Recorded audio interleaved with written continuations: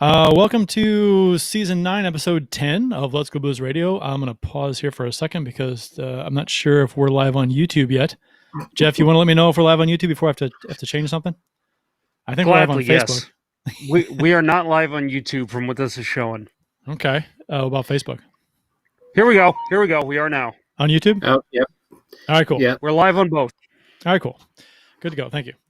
Welcome to season 9, episode 10 of Let's Go Blues Radio, we're the often imitated but never duplicated, the original St. Louis Blues hockey podcast.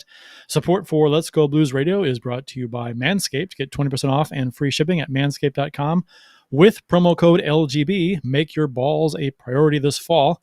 We're broadcasting live on Wednesday, November 11th, 2020. This is franchise episode number 276 all time. Your hosts tonight are yours truly, Kurt Price, Bill Day, and Jeff Ponder. And for your listening pleasure, for the next little while, we'll be talking St. Louis Blues hockey. To interact with the show on social media, you can follow the show on Twitter at LGB Radio. My handle is at Kurt Price. Bill's is at Billy Blue Note. Jeff's is at JPonder94. And you can follow us on Instagram as well. We're dual live streaming right now on YouTube and Facebook. And for those watching the live streams right now on either of those platforms, thank you for joining us. And feel free to comment in the live chats, and we'll address what we can during the live show. There was an issue right off the bat with YouTube had issues earlier today. And we had dual feeds in our streaming service here. Didn't know which one to choose. I chose one, and I think I guessed wrong. So it was a 50-50 shot, and I blew it. But I think we're good now.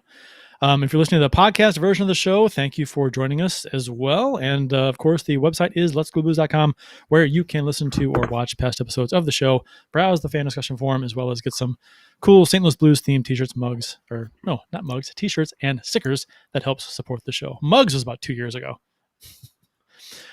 Guys, how are you? Jeff, especially you, I guess. Nobody cares about Bill, but Jeff's got some. This is all a non-Bill show. For those of you watching and wondering why I'm wearing a mask, it's because I'm trying to protect myself from Kurt and Bill. I don't want them to catch what I have. You're trying to protect yourself from us. There are air you don't holes, catch something. So I don't think this mask actually works. No. For those of you on the podcast, it's the old crease police mask. Right. You guys remember those? That was I have one. Was it? Didn't they picked a section?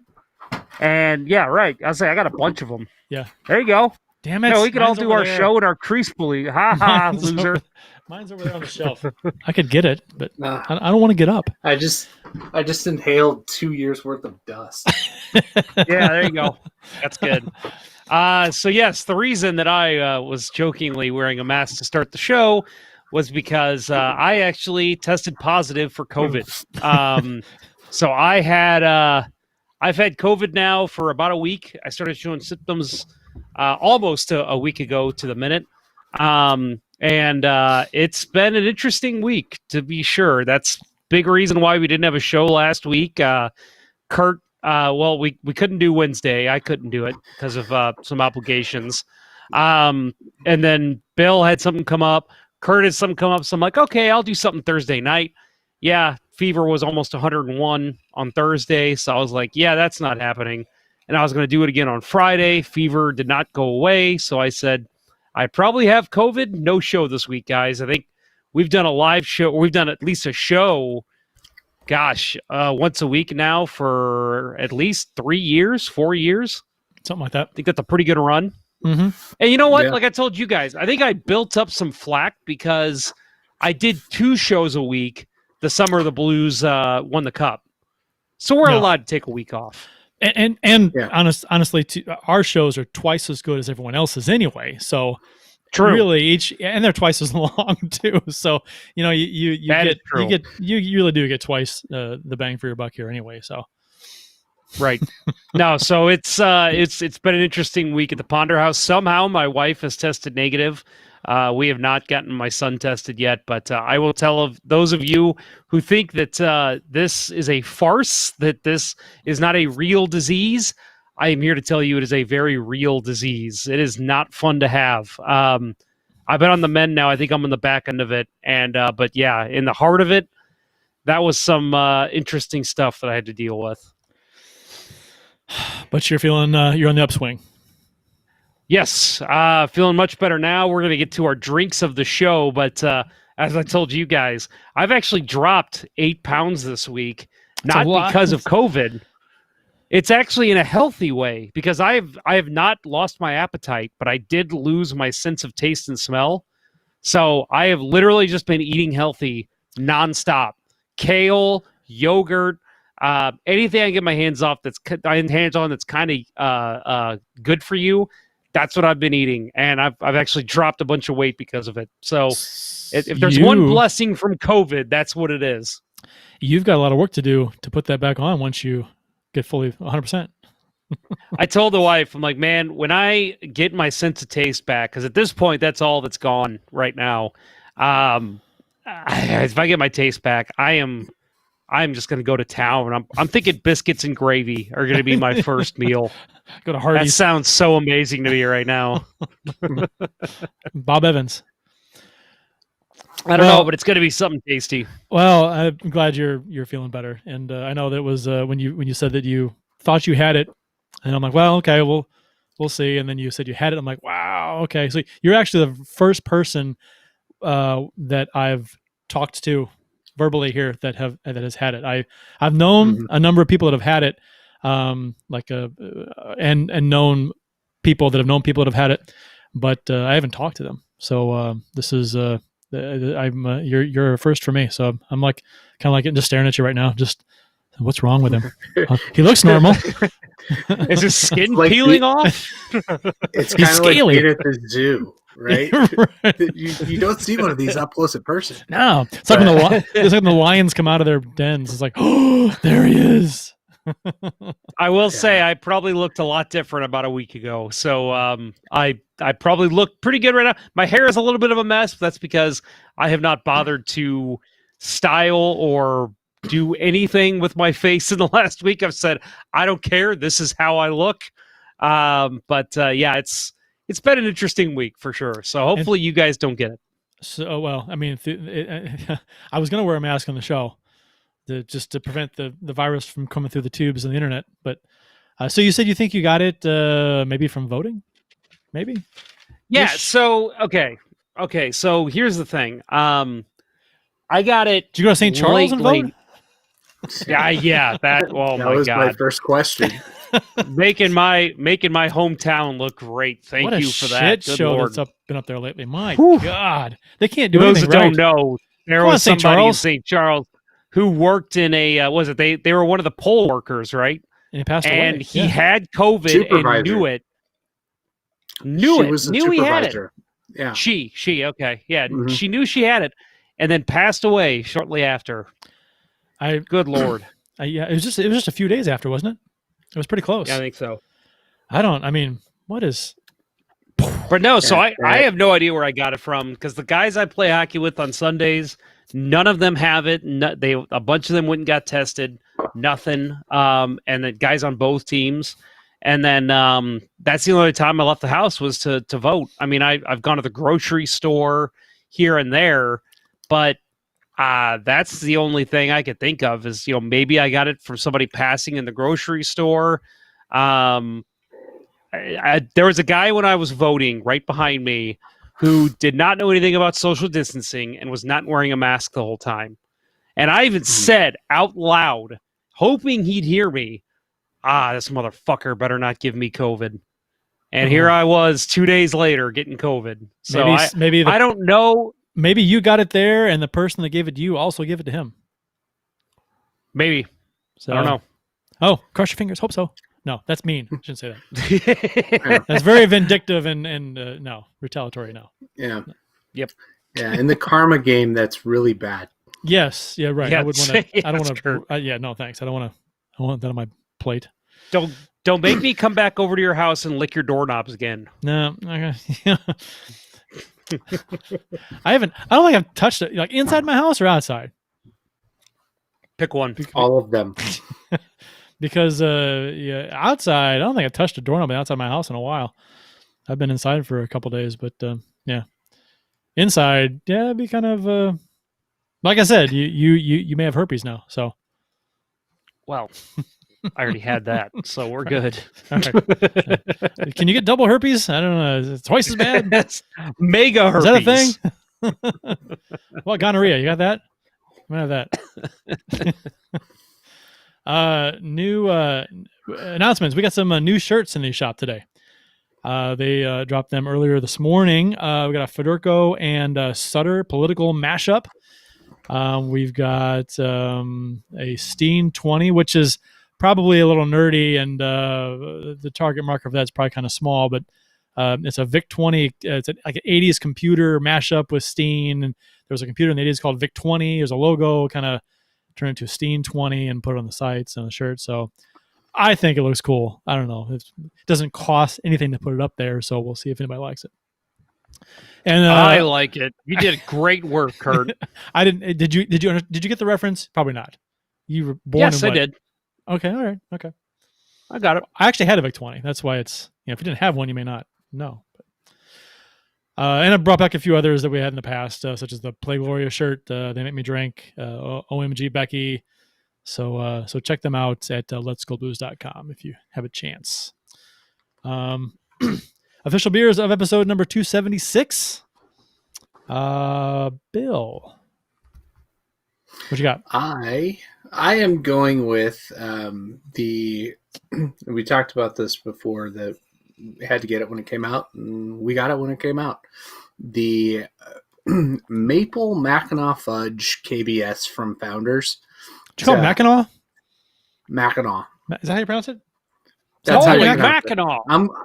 I know that. Glad I had it before you did. Maple Mackinac. Okay, all right, Mackinac. It's Mackinac. I know the term Holy Mackinac. I thought that was different than the. Okay. Yeah. Who was the Toronto broadcaster? What was his name? That was his saying. He was the local radio guy for the Leafs for years. Yeah. You look it up, and I'll talk about how fabulous this beer is. So, Bowen. KBS. Joe Bowen. That was it. Yeah.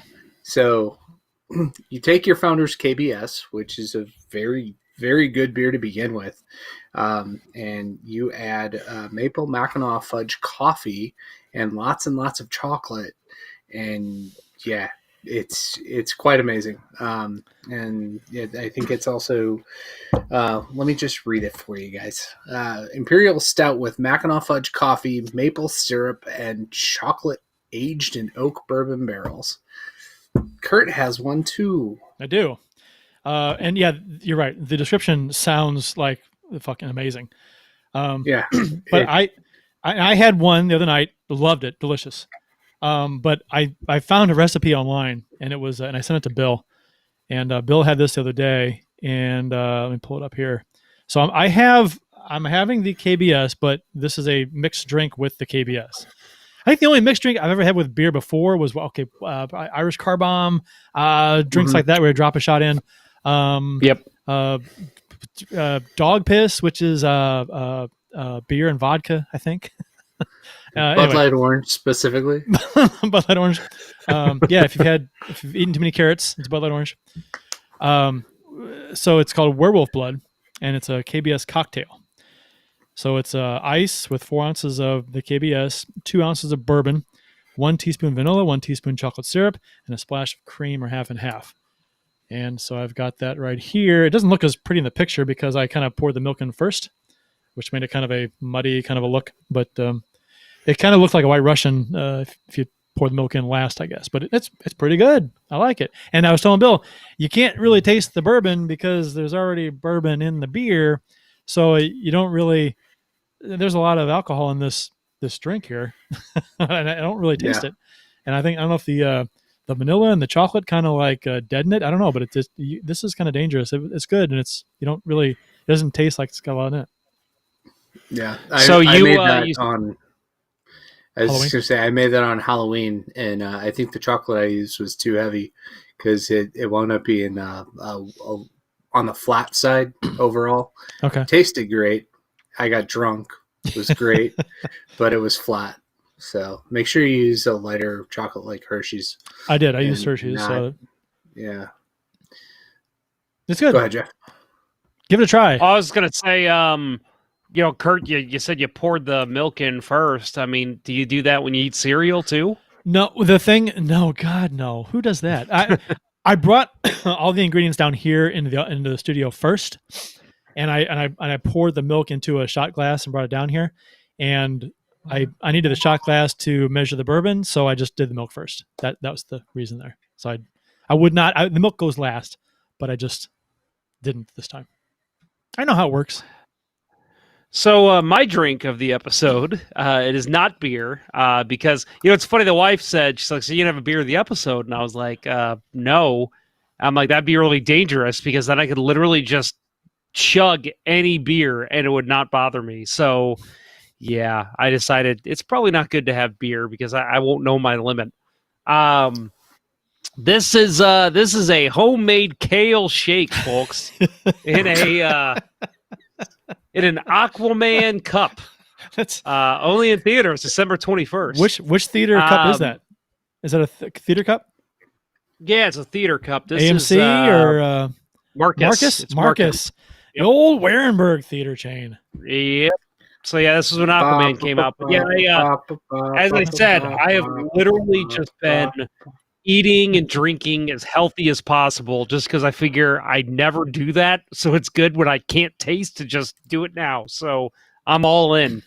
And I told the wife, I go, hopefully I finish all this kale I bought before I get my taste back, because then otherwise it's just going in the garbage.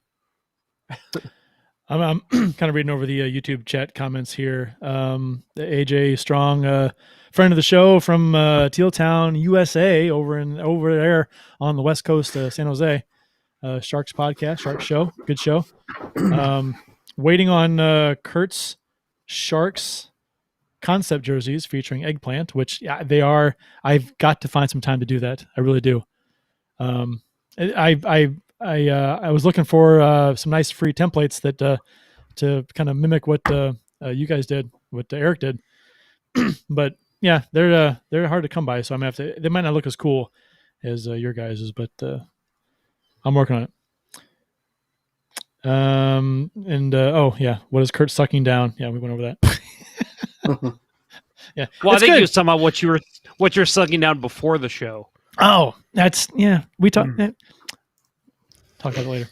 That's for a different podcast. That's for the After Hours podcast. That's for Let's Go Blues Radio After Dark. Which Let's go blues. Let's go blues. Red Shoe Diaries. I think Teal Town's got the After Dark thing covered, so we got to come up with a new name for that. It's Let's Go Blues XXX. Yeah, Let's Go Blues Black. Let's go Black Radio. Let's go Red. Let's go Red Light District Radio. Red Light District Perfect. Radio. You can follow each of us on the Untapped Beer app. My handle is at cprice12. Jeff's is at jponder94. Bill's is Billy Blue Note 33. So you can follow us and see what we're drinking if you're so inclined. Today in Blues history, man, my throat. Need a cough button. See, what did you do, Jeff? What did you do? Right. I mentioned that he was sucking something down before the show, so I'm getting Pavlov's reaction here for that comment. Today in Blues history, courtesy of the @STL Blues History Twitter account, November 11th, 1989. The St. Louis Blues hang a. I should not read this the way he has this in Twitter speak, because it's condensed to fit the character limit. St. Louis Blues hang banner in honor of Dan Kelly. Sounds like caveman talk. So the St. Louis Blues hang a banner in honor of Dan Kelly, the best hockey play-by-play man there was and will be. He helped teach the city of St. Louis the game of hockey. So it's a bold statement, but hard to argue with Dan Kelly being the best play-by-play man in hockey history. Not the first play-by-play man in St. Louis Blues history, though, because the first guy was Jack Buck. Jack Buck, right? First season he did Blues hockey. which is amazing. Just goes to show the range that guy had. Oh, he did football. He did baseball. He did hockey. He probably did basketball. I think he did. Yeah. And the image, the graphic that they show was the Blues players in the stands, and one in the back is eating popcorn out of a box. I have that pocket schedule somewhere. I was looking for it before the show and I couldn't find it. It's in a binder with hockey cards and stuff. And I was going to pull it up and show it, but I don't have it. I can't find it. I have it though. It's somewhere. November 11th, 2017, Ari passes away 3 years ago today, which, never met her, but when that happened, I was like, your heart kind of sinks. It's like, because I don't think the public was given updates on how she was doing. Why would they? But it's and all of a sudden you hear she passed away, and I was like, I didn't. Maybe they did say she wasn't doing very well, but I didn't notice. But that's such a sweet girl, and if you have kids, it's kind of a different level of how that stuff works. It just hits you, and it just sucks. And I put myself in the parent's shoes, and it's just I can't imagine somebody. It's got to be absolutely one of the worst things you can go through as a parent, to have a child pass away. It's just, God. Jeff, you've got, you're a parent. It's just, I can't explain. You can't explain. You can't even hardly talk about it. Every now and then you have a deep, dark conversation with another parent. Maybe it's your spouse. Maybe it's a friend that's a parent.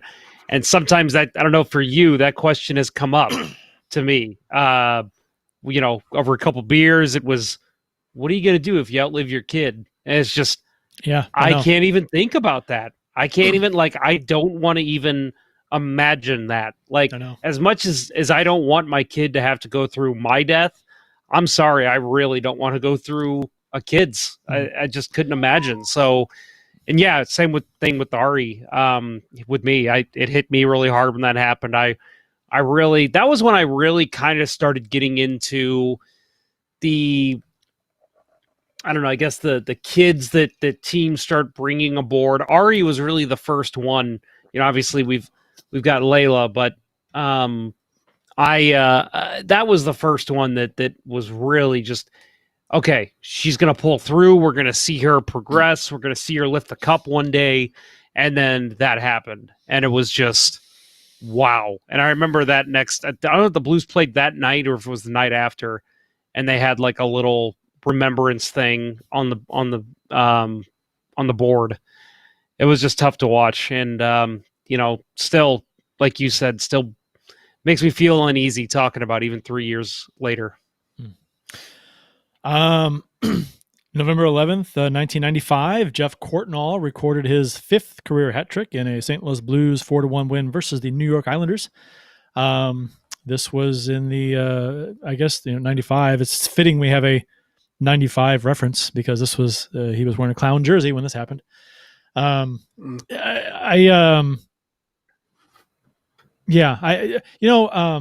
he wasn't. Yes, he was. This is 95. So I like Jeff Courtnall. A lot of people hate the man, and I get it. But Jeff Courtnall, he's the reason why we had that huge comeback against LA in the playoffs. Yeah. Two big moments that I remember of Courtnall's career were, running Jamie's store and getting us the 5-minute power play that swung that series. And the other was him completely knocking Roenick unconscious. I think in 93 season. See, so the hockey world should love him for that. Right. Caught him completely. He was Scott Stevens style, head down, buried him. Not that I'm trying to advocate for, destructive hits, but that was the era, right? That was everybody was head hunting back then, and Jeremy Roenick was one of the most hated Blues rivals. So, a 17-year-old me loved that moment. Absolutely huge hit. 98. It was the year with the store incident. I guess that was 98, right? That sounds right. They went on and played the Stars. I believe it was the Stars in the second round. And I remember so my sister, she's 4 years older than me. So at this time she was probably 16, 17. So we're all at the game. My brother drove us. It was me, her, and my brother. And she had talked all night about how she could not stand Jeff Courtnall. She hated the way he played the game. She couldn't stand how he ran the goalie the series before and just blah, blah, blah, blah, blah. Just kept going. And finally, the Blues won that game in overtime. And I want to say, I don't know for sure, but I want to say it was Pavel Demitra won the game in overtime. And Courtnall got the assist. These two drunk assholes behind us, keep in mind, she's like 16. They were like, oh, Courtnall, oh. And they both took their beers and they dumped them on my sister. Oh. And she just turned around and my brother was like, I'm going to fucking kill these guys. And they just jetted. They just ran as quick as they could. I was going to say, assholes. I was going to say, I hope you were in the paper the next day because that is, so they dumped the beer and they took off? What a bunch of pussies. If you're going to dump the beer on somebody, you stand there and face it. Oh, my God. Yeah, I mean, considering I was like 13, my brother, he was 23, so I guess you're maybe afraid he's going to attack you, but you're two guys in your 40s. Come on. You never had a beer poured on you at a hockey game, Kurt? No, I haven't. Have you? I had it twice. Yeah, and I was a teenager. I never have. Yeah, both times I was wearing my Patrick Waugh Canadiens jersey. Well, the first time was was our coach. We were there your as coach. A team, and my coach, my dad was in on the act. So that fun. That didn't count. Fun, yeah. And another time there was just a drunk guy who didn't like that I was wearing a Chicago jersey because CH Canadians. Yeah. Oh, it wasn't the only time. He thought it was a Chicago jersey. Okay. Was not the only time that I had been confronted by a drunk person who thought it was a Chicago jersey. Huh. Yeah. I think your cousin Jeff was with me another time. And awful. St. Louis Blues Hoosier fans of the 80s and 90s were some of the greatest gems that you could imagine coming across. There was about 3 years ago where I went to Mardi Gras, and I might have even told this story on the show before, but I was wearing my my Whalers jersey, my all green, like the original Whalers jersey.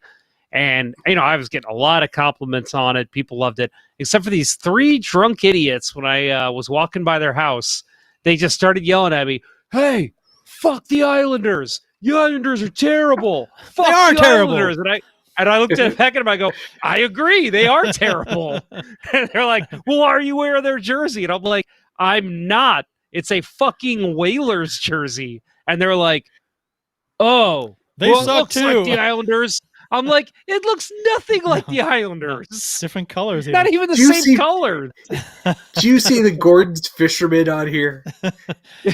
Right. It's funny because the Islanders have had such a mostly. I mean, they had a dynasty in the 80s, but mostly since then it's been shit.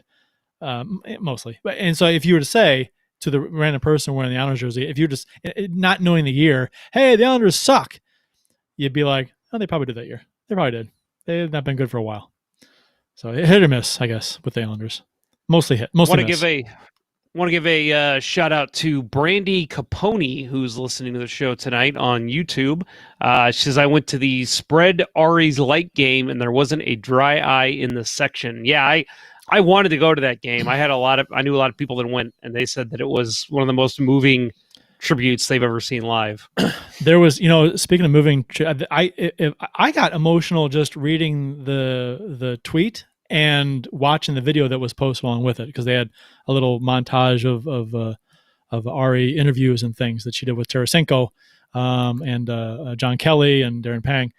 They're just watching that. I got a little emotional. But the most emotional game I was actually in attendance for was the first game after 9/11, when the first game the Blues played after 9/11, and it was the first home game, I guess. So and so they brought in what's his name to sing Lee Greenwood. Lee Greenwood, yeah, to sing "America the Beautiful." I guess it was. I'm proud to be an Primary American. American. Yeah. Or at least I So know I'm free. that, and he sang that, and just the whole, and they had some words and stuff, and that was a very emotional game. It was like we won that game too. I mean, I would have. I mean, as a fan, I would have run through a brick wall for anybody that game. It was season opener, right? Because season opener. 11th. Yeah. So I'm pretty sure I was there for that too.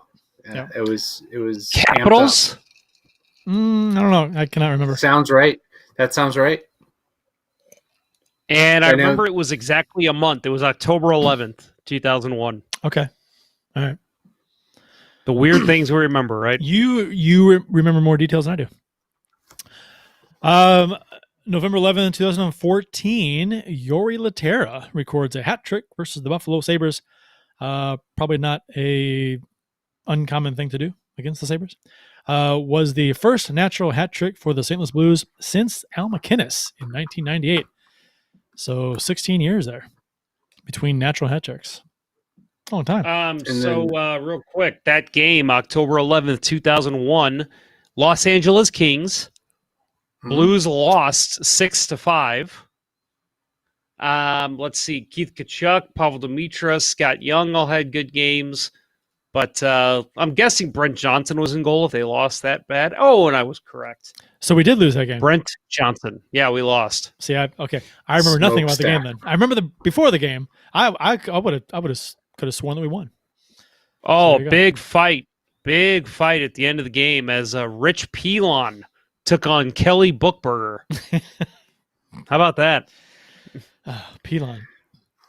I did not like him whatsoever. Why not? I'm surprised that he just wasn't called Pylon by everybody. I mean, big and slow. Big and slow, and yeah. Isn't he in the Lemieux statue, or no? That's Craig Hartsburg. I don't know. Lemieux undressed. That's not Pilon. That's. I think it's Craig Hartsburg because I think it was the North Stars in the '92 Cup final. It was definitely the North Stars, but I don't remember. Mike Leon says, "How dare you? Johnny was a brick wall." Yeah, I said okay. So I know Mr. Mike Leon, and I play hockey with him, and every single time I mention Brent Johnson, I make sure to talk about how terrible he is because Leon is a big fan of Brent Johnson. He was terrible, Leon. You know, it's funny. Brent Johnson's interesting. It really did. I mean, he was for a little while. He was really good, and then for a little while, he was really bad. And there wasn't a whole lot of middle ground with Brent Johnson. He was either one or the other. Kind of a roller coaster. Great playoffs against the Hawks. When was that? 2002 or something, or 3?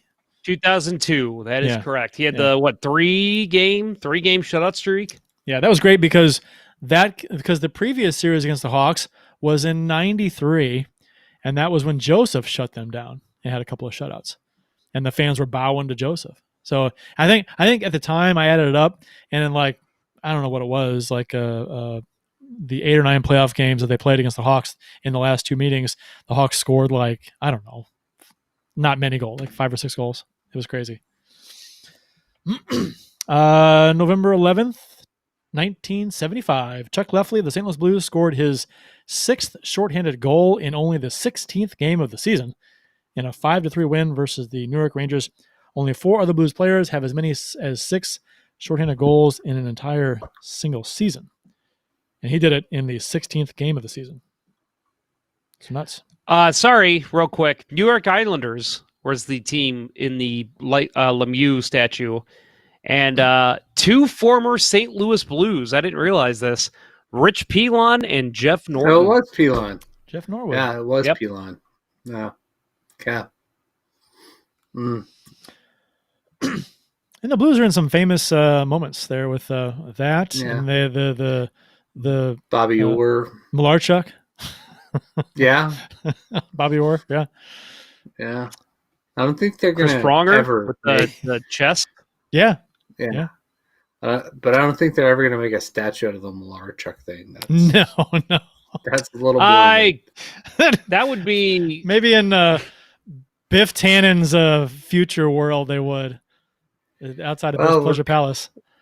We're kind of there. We're almost. I mean, more or less, right? It would be really hard to like show the spewing. I don't know. Oh, that could be interesting. You give an artist creative license, they can pull it off. November 11th, 1972, Wayne Stevenson recorded his first NHL shutout. Jean-Guy Talbot got his first head coaching win, and Gary Unger scores the lone goal against Jacques Plante as the Blues win 1-0 versus the Toronto Maple Leafs. A lot happened in that game. Yeah. Jacques Plante playing for the Toronto Maple Leafs. That was the very tail end for him. I was going to say, because, I mean, he came out of retirement to play with the Blues during their expansion season. Right. And that was in 1967. And this is 5 years later. So it's like, holy cow. Yeah. That Jacques Plante with the Maple Leafs is like our Tom Brady with the Buccaneers. Or Bobby Orr with the Blackhawks. Mm-hmm. Just shouldn't have happened. Well, Jacques Plante probably should have happened. And real quick before we get into the rest of the NHL thing, while we're still on the history topic, just want to throw in a little goalie history. And since we're also talking a lot about death on this one too, yesterday was the anniversary. 20. I'm not good at math. 30th anniversary of the death of Pelle Lindbergh. Flyers' great Swedish goalie, early 80s, was killed in a car accident. Well, he was in a car accident and passed away the next day after his dad was able to fly over from Sweden. But a moment that I will never forget as a child, seeing that he had passed away tragically. He really had his future in front of him. Who knows what could have happened, had he been there for the Flyers in those, and not to take anything away from Ron Hextall. Hextall brought something to the game, but man, Lindbergh, he was a gem, and gone all too soon. What was the name of the Rangers prospect who his heart stopped on the bench in Russia? Evgeny Dadonov, right? Okay, Isn't that... That's it. He's another one that had no. That's not right. That's not right. That's not it. It's no. I saw it just a few weeks ago. That didn't sound right. I think the anniversary. No, Evgeny Dadonov. That's the guy that just signed. Alexei Sharaponov. Yes, that's it. God, that's it. Yeah, I'm gonna say don't tell Dadonov he's dead. He might argue. Yeah.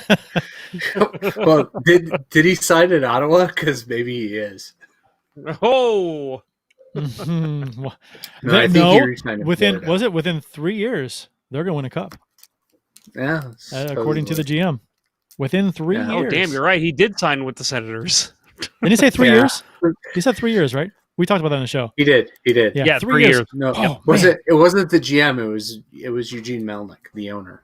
Okay, right. Either what it doesn't matter. High up in the organization says. Yeah. The idiot that won't spend a dime. Right, I know. Oh, we drafted well. That's it.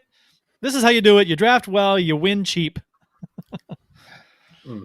Yeah, well, typically when you draft well, you have to supplement with, you have to bring in some players to, some experience to supplement to round out your talent on your roster. Typically, very rarely are you going to draft alone and win a cup with the players you draft. So, unless you're the Red Wings of the 90s, which they did quite a bit of drafting well.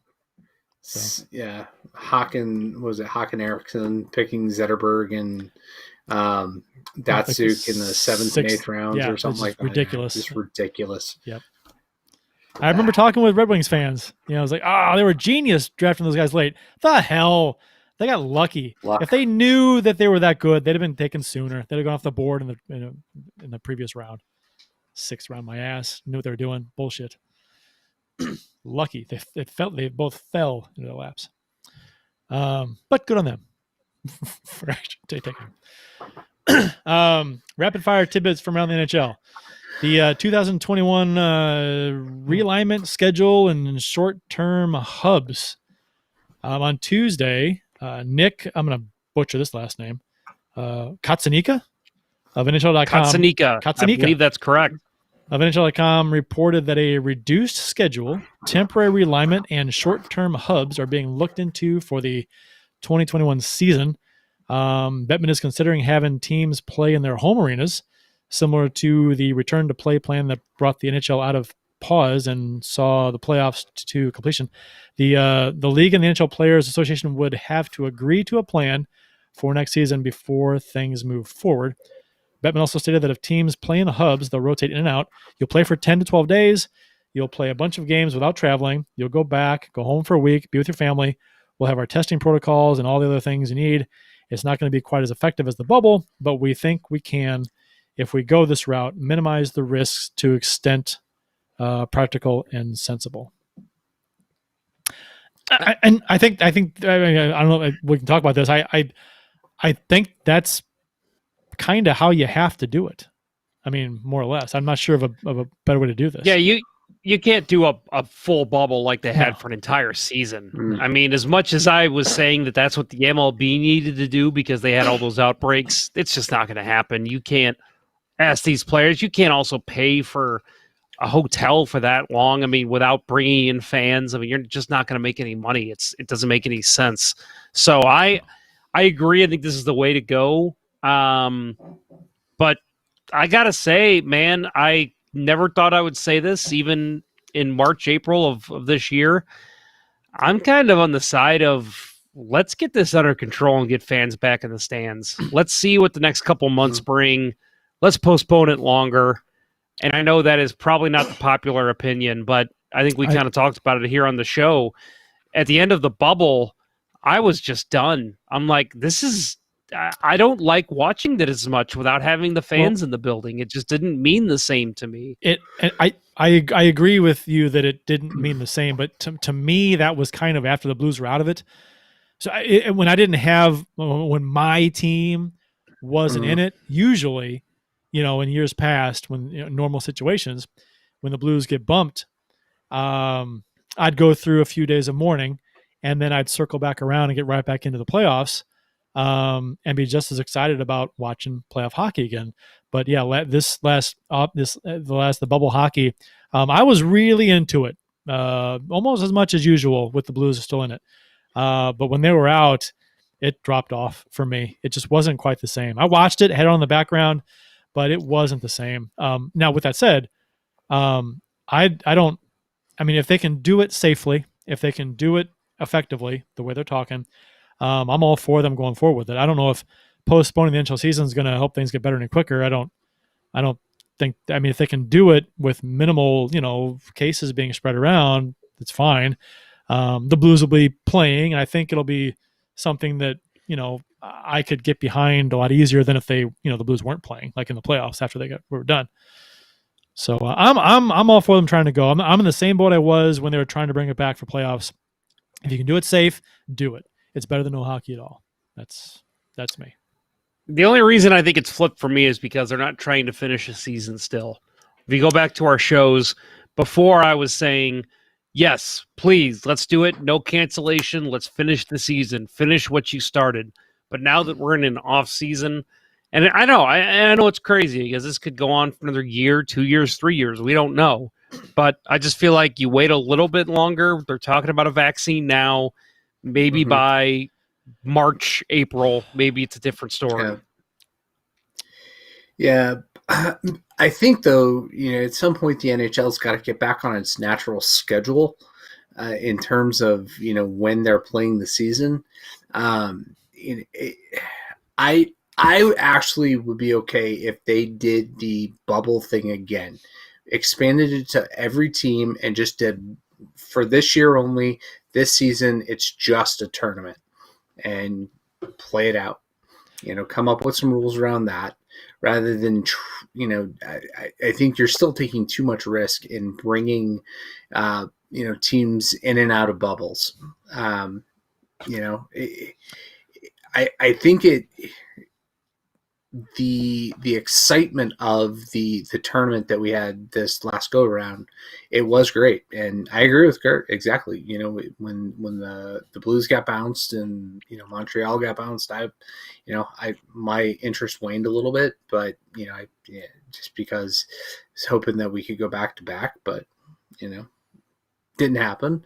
But I like the format, and having hockey on every day for 2 months was some of the, especially me working from home, being able to turn a game on at, 3 p.m.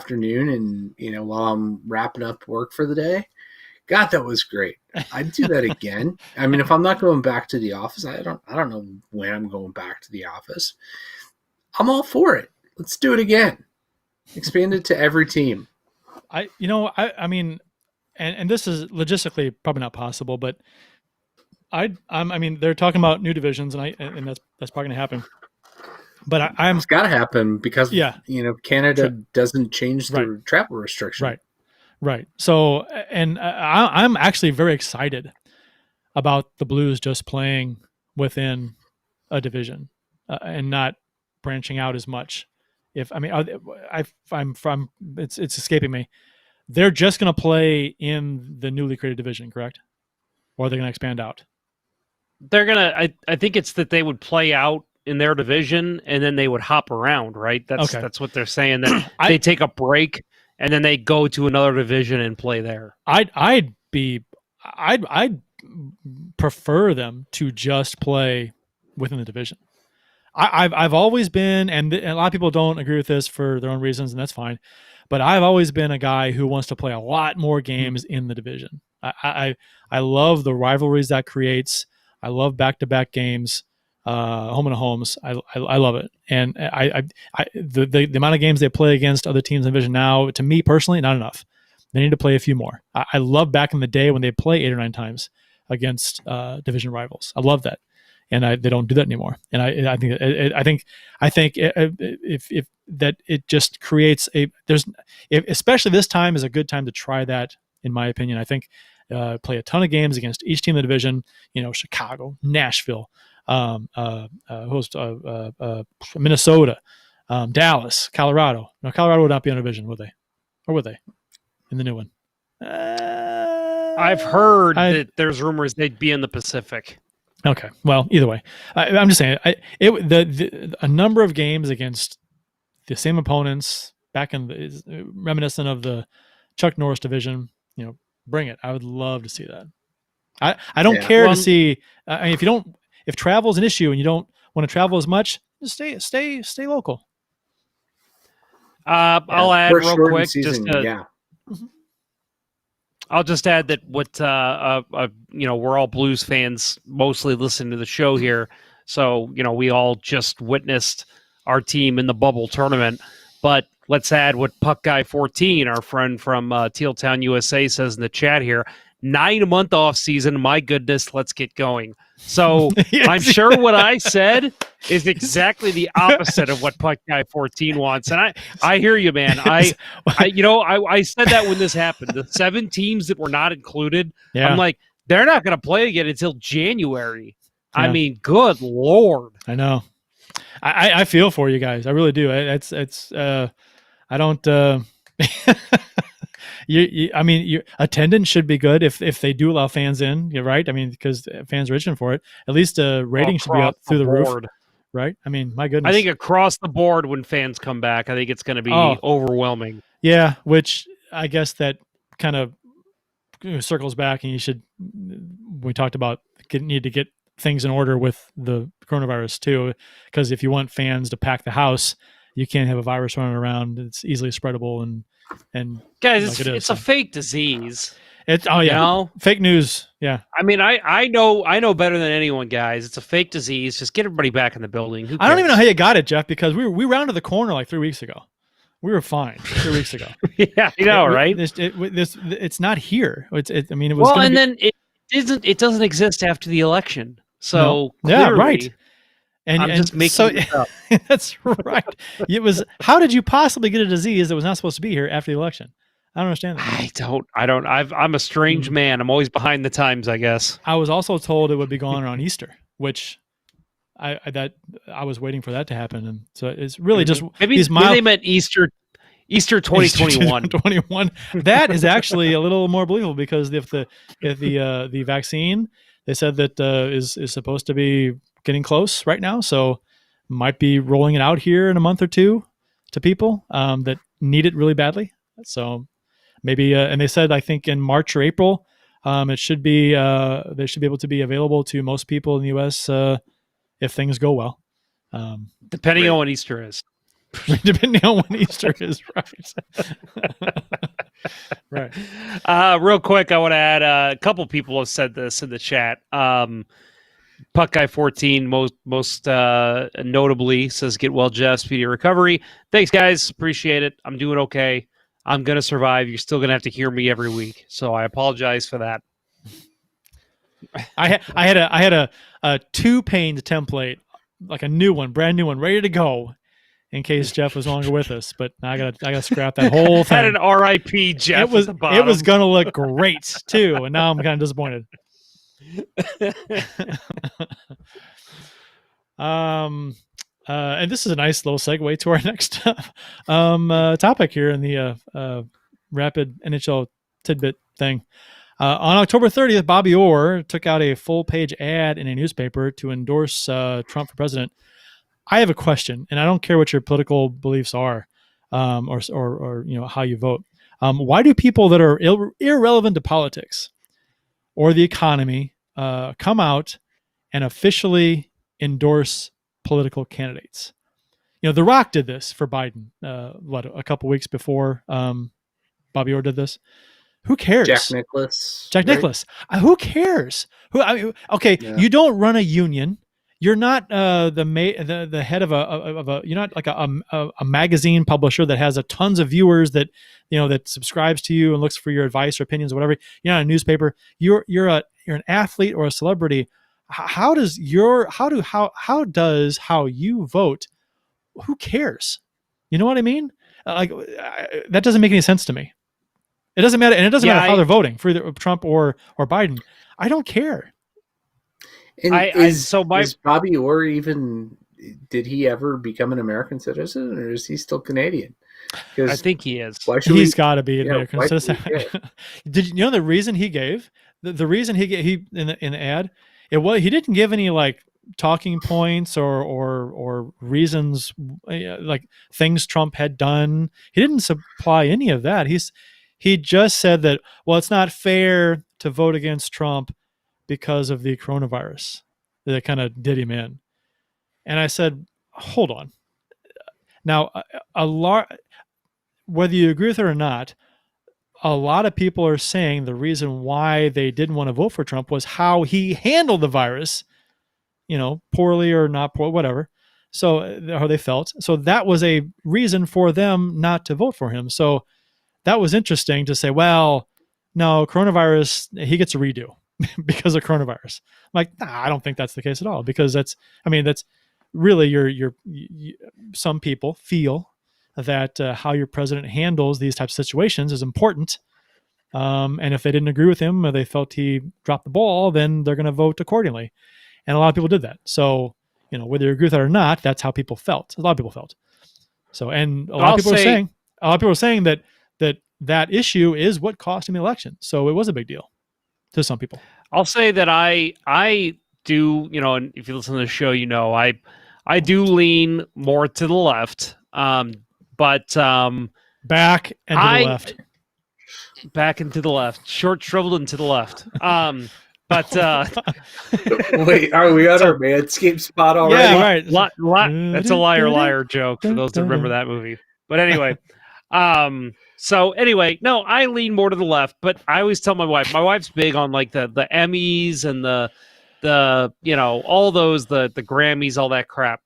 And I never care about that stuff, because all those people do, all those celebrities do, is they win their award and they say, "Oh, thanks, mom and dad, and we should start driving hybrid cars." And like, listen, I am all for saving the environment, but when people just get on and use their platform to preach to me, somebody who's making millions of dollars, and they are preaching to me, the middle class, how I should live my life, nothing irritates me more.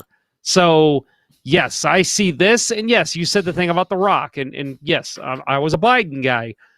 The Rock, I don't give a shit who you think I should vote for. Who are and you? I love The Rock. No, The Rock's great. I think he's an awesome dude. I just have no interest in hearing who he's voting for. Right. I don't care. It doesn't matter. It's not like, it's not like he's taken a turn and gone heavy into politics, and where he's running for office, or he's actually, a political figure of some way, like he's active or whatever. I don't see any. Who cares? If you want to vote for who you want to vote for, great. But if you're going to endorse somebody, I guess my point is, if you're going to be the kind of guy that's going to publicly endorse a candidate, have some kind of background to, make people say, "Oh, well, so and so, he's endorsing a candidate. I got to look into this guy because he knows what he's talking about." Who the fuck is The Rock to endorse a candidate, or Bobby Orr? Who the fuck? I don't know. But that's well, and then it's for the same thing with one of the big things that was I guess a Hollywood stir recently is people are saying that of all the Chris's, the famous Chris's, the least coolest one is Chris Pratt, because he voted for Trump. And it's just like, who fucking cares? I watch a Chris Pratt movie, I watch Parks and Rec, and I think he is fucking awesome. He's hilarious. He's good at what he does. I don't give a shit who he fucking voted for. It's funny that I on social media, on Facebook, I'll you follow a number of people, and so I've over the years I've kind of started to become friends with on Facebook. Various sports media types in St. Louis, and some athletes, and it's kind of cool, like former athletes. It's kind of cool to kind of follow them, and if they friend you back, hey, cool, I get to follow whoever. And then I stumbled across Craig Paquette, who I don't know if you're familiar with Craig Paquette. Oh yeah, Paquette. Craig Paquette, former St. Louis Cardinals infielder, and a father to Cedric Paquette of the Tampa Bay Lightning, right? Uncle, I think. Is it really? Uncle. Okay. Anyway, so is that real? I was just making that up. No, I think they are related. I did not know that. But yeah, that all of a sudden I see these just crazy political rants coming from Paquette, and I'm like, oh. It's like, I didn't expect that. I guess you don't expect, because I'm like, who are you? You know what I mean? And so he's I'm not going to say which direction it goes, so it doesn't matter, but he's crazy. And it's like, not that Craig Paquette was ever a hero of mine or anything like that. But it just kind of like, it kind of sucks when the guys you used to root for as kids, they kind of just start ranting and raving about politics on social media. So it's like, I don't care to see that, because I don't, you're not, who are you? Who are you? I mean, whatever. Like, so I would hope that the people that listen to this show aren't like, oh, those guys voted for such and so I can't listen to the show. Who cares? Who fucking cares? I've never told anybody on this show to vote for anybody. I've never endorsed anybody, because it doesn't matter to anybody. Why would anybody care what I have to say about that? I've discussed politics with people online in discussions. That's different. But, I'm not, coming out and endorsing somebody, and, who am I? I'm even until now, Bill Day 2024 for president. Here he comes, folks. Speaking of which, there's a Sutter and Federico and Sutter 2024 shirt in the letsgoblues.com shop. So check that out for you folks I will be buying that one. who enjoy I love that the one. parody political shirts. Yeah, I endorse Bernie and Brian, Yeah, Bernie and Brian, the Killer Bees. but not my own candidacy. Puck Guy 14 says former Oakland Athletic Craig Paquette. Yeah, he had a handful of teams he played for. Decent player with the Cardinals anyway. I don't know how I didn't follow him after he left town, but he had some decent years here. So, but yeah, if you don't like political talk on social media from former athletes, then do not follow Craig Paquette because that's all you'll get, and you'll get some crazy stuff. Yeah. You know Same who with Aubrey Huff, right? Yeah, Aubrey Huff is another one. Aubrey Huff, yeah. Who's I don't even think your average Republican endorses him. He's pretty off the wall. He's kind of crazy. He's about as far as you can go. I found a good celebrity Twitter. I think they lean on the right, but it's hilarious. Iron Sheik. You guys remember the Iron Sheik from WWF? Yeah, Hulk Hogan beat him for the my World goodness! Championship. All he does on there is just rag on Hulk Hogan. It's so funny. I think it's just a complete joke, but it's hilarious. Jeb Nagel in the YouTube chat says, you are dreaming if you think politics are not a part of everything we all do. Don't bury your heads in the sand. I'm not saying that at all. What I'm saying is just not using this platform for it. I'm just wanting to know why anybody would care how Bobby Orr or who Bobby Orr or The Rock want you to vote for. Why does their opinion matter? They're not in the politics game. They're not, I don't get it. I mean, they have their own views and opinions on things. That's fine. It's great. But, and they'll vote accordingly. And that's cool too. But for them to act like they're the head of a union or a magazine publication that endorses a president every year or a newspaper or whatever, they're not. They're a person that votes. Anyhow, Austin Lynch wishes you well, Jeff. Yes, I saw that. Thank you very much, Austin. I appreciate it. My quarantine ends on Sunday, so I'm hoping that I will be good to go and go out and party with everybody who doesn't want to wear masks. I'm just kidding. Jeb Nagel also says, good for you guys. Punch up. You guys are leaders in the blues community. Fight for the unions. Call the Blues out for taking Mike money. Peace. What's Mike money?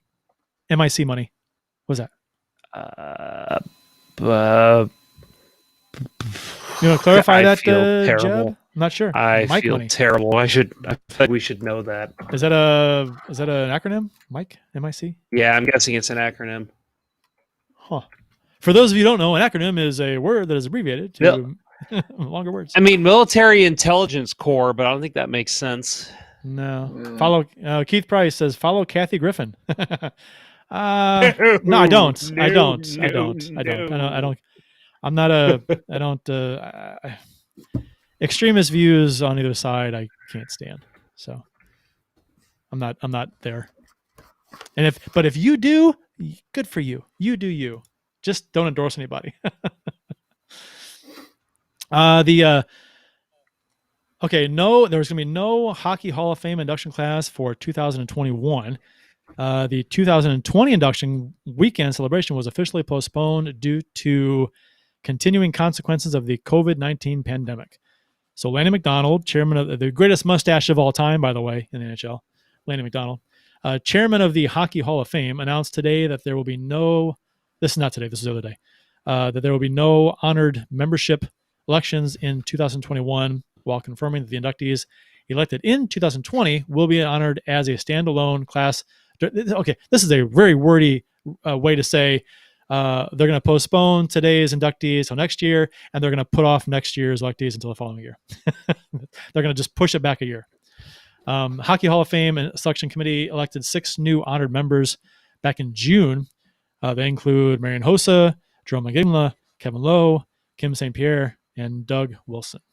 And that's That was a player category, and the builder category was Ken Holland. I was just going to add really quick. I just hope Marion Hossa is not allergic to ceremonies. You what? Tuxes. He's allergic to tuxes. Yeah. So he's going to go on LTIR. He's going to go on LTIR for the HHOF. I mean, this is just general news. Sure, they want to have people be able to bring their fans and families, and like I said, I've said this before. I wouldn't saw McInnes get inducted in 07. That was one of the greatest. Honestly, just as a fan, as a person, one of the most fun trips I've ever taken in my life, and probably will ever take. That's something I'll remember when I'm in my 80s. So I'm sure it's just they want to provide that for the people who love these players as well as their families, and they just think right now is not a good time to do it. So I'm all for it. It's a good call. Jeb in the chat says MIC stands for Military Industrial Complex, and apparently the Blues have taken a ton of money from military industrial money. Interesting. So I'm not privy to their financial, takings, but I'm not either.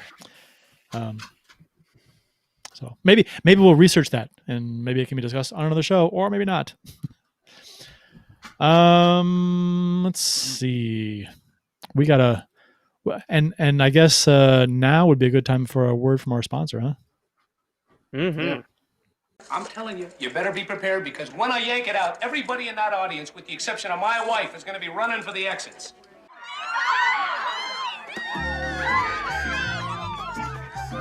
Autumn is in the air, and Manscaped is here to ensure you don't carve your pumpkins while grooming. And by pumpkins, we actually mean your boys downstairs.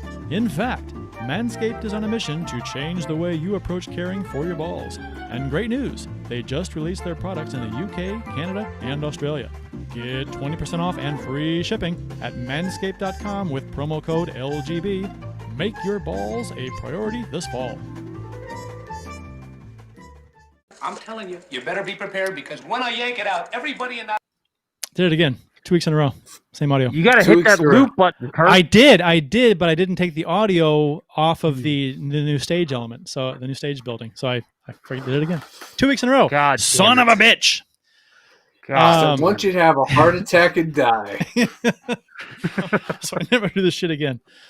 When Manscaped first came on board as our sponsor of this show, they sent us some products to test out, and we used them, and I think we all love them. I did. They worked as advertised. The products are extremely well made for specific parts of your body, which is important. The Lawnmower 3.0, for example, where is it? There it is, up on the camera. It has a cool replaceable ceramic blade with something called an advanced skin-safe technology. I'm not sure what that is, but it sounds cool. It greatly helps reduce grooming accidents, and it's a huge selling point right there for guys. Nobody wants a grooming accident where you're shaving your balls. My God. Some guys might be into that. I mean, if you're into the masochism and the self-mutilation, I guess that, hell, by all means, use a straight razor down there, or use a facial shaver down there. That's whatever. I wouldn't recommend that to anyone. But they're and it's not just the mechanical products. Their hair and body wash smell amazing. They're formulated. They're all vegan, cruelty-free, dye-free, sulfate-free, paraben-free. So your manhood is in good hands, and everyone wants their manhood in good hands. Am I right, guys? Am I right? All right. That's disgusting. That's gross. Even the boxers, and the t-shirts they sent us were fantastic quality. It's not. It's probably really easy to cut corners on t-shirts and boxers. They didn't. They're extremely comfortable. I'm wearing boxers right now. After they sent us the products to test and sample, I liked them. I went back on my own and I bought some more stuff for them with my own money, because I like the stuff. So they sold me. We honestly wouldn't push their products if we didn't believe in them. So we don't BS you on this show about hockey, and we don't BS you about manscaped.com. So great company, great products.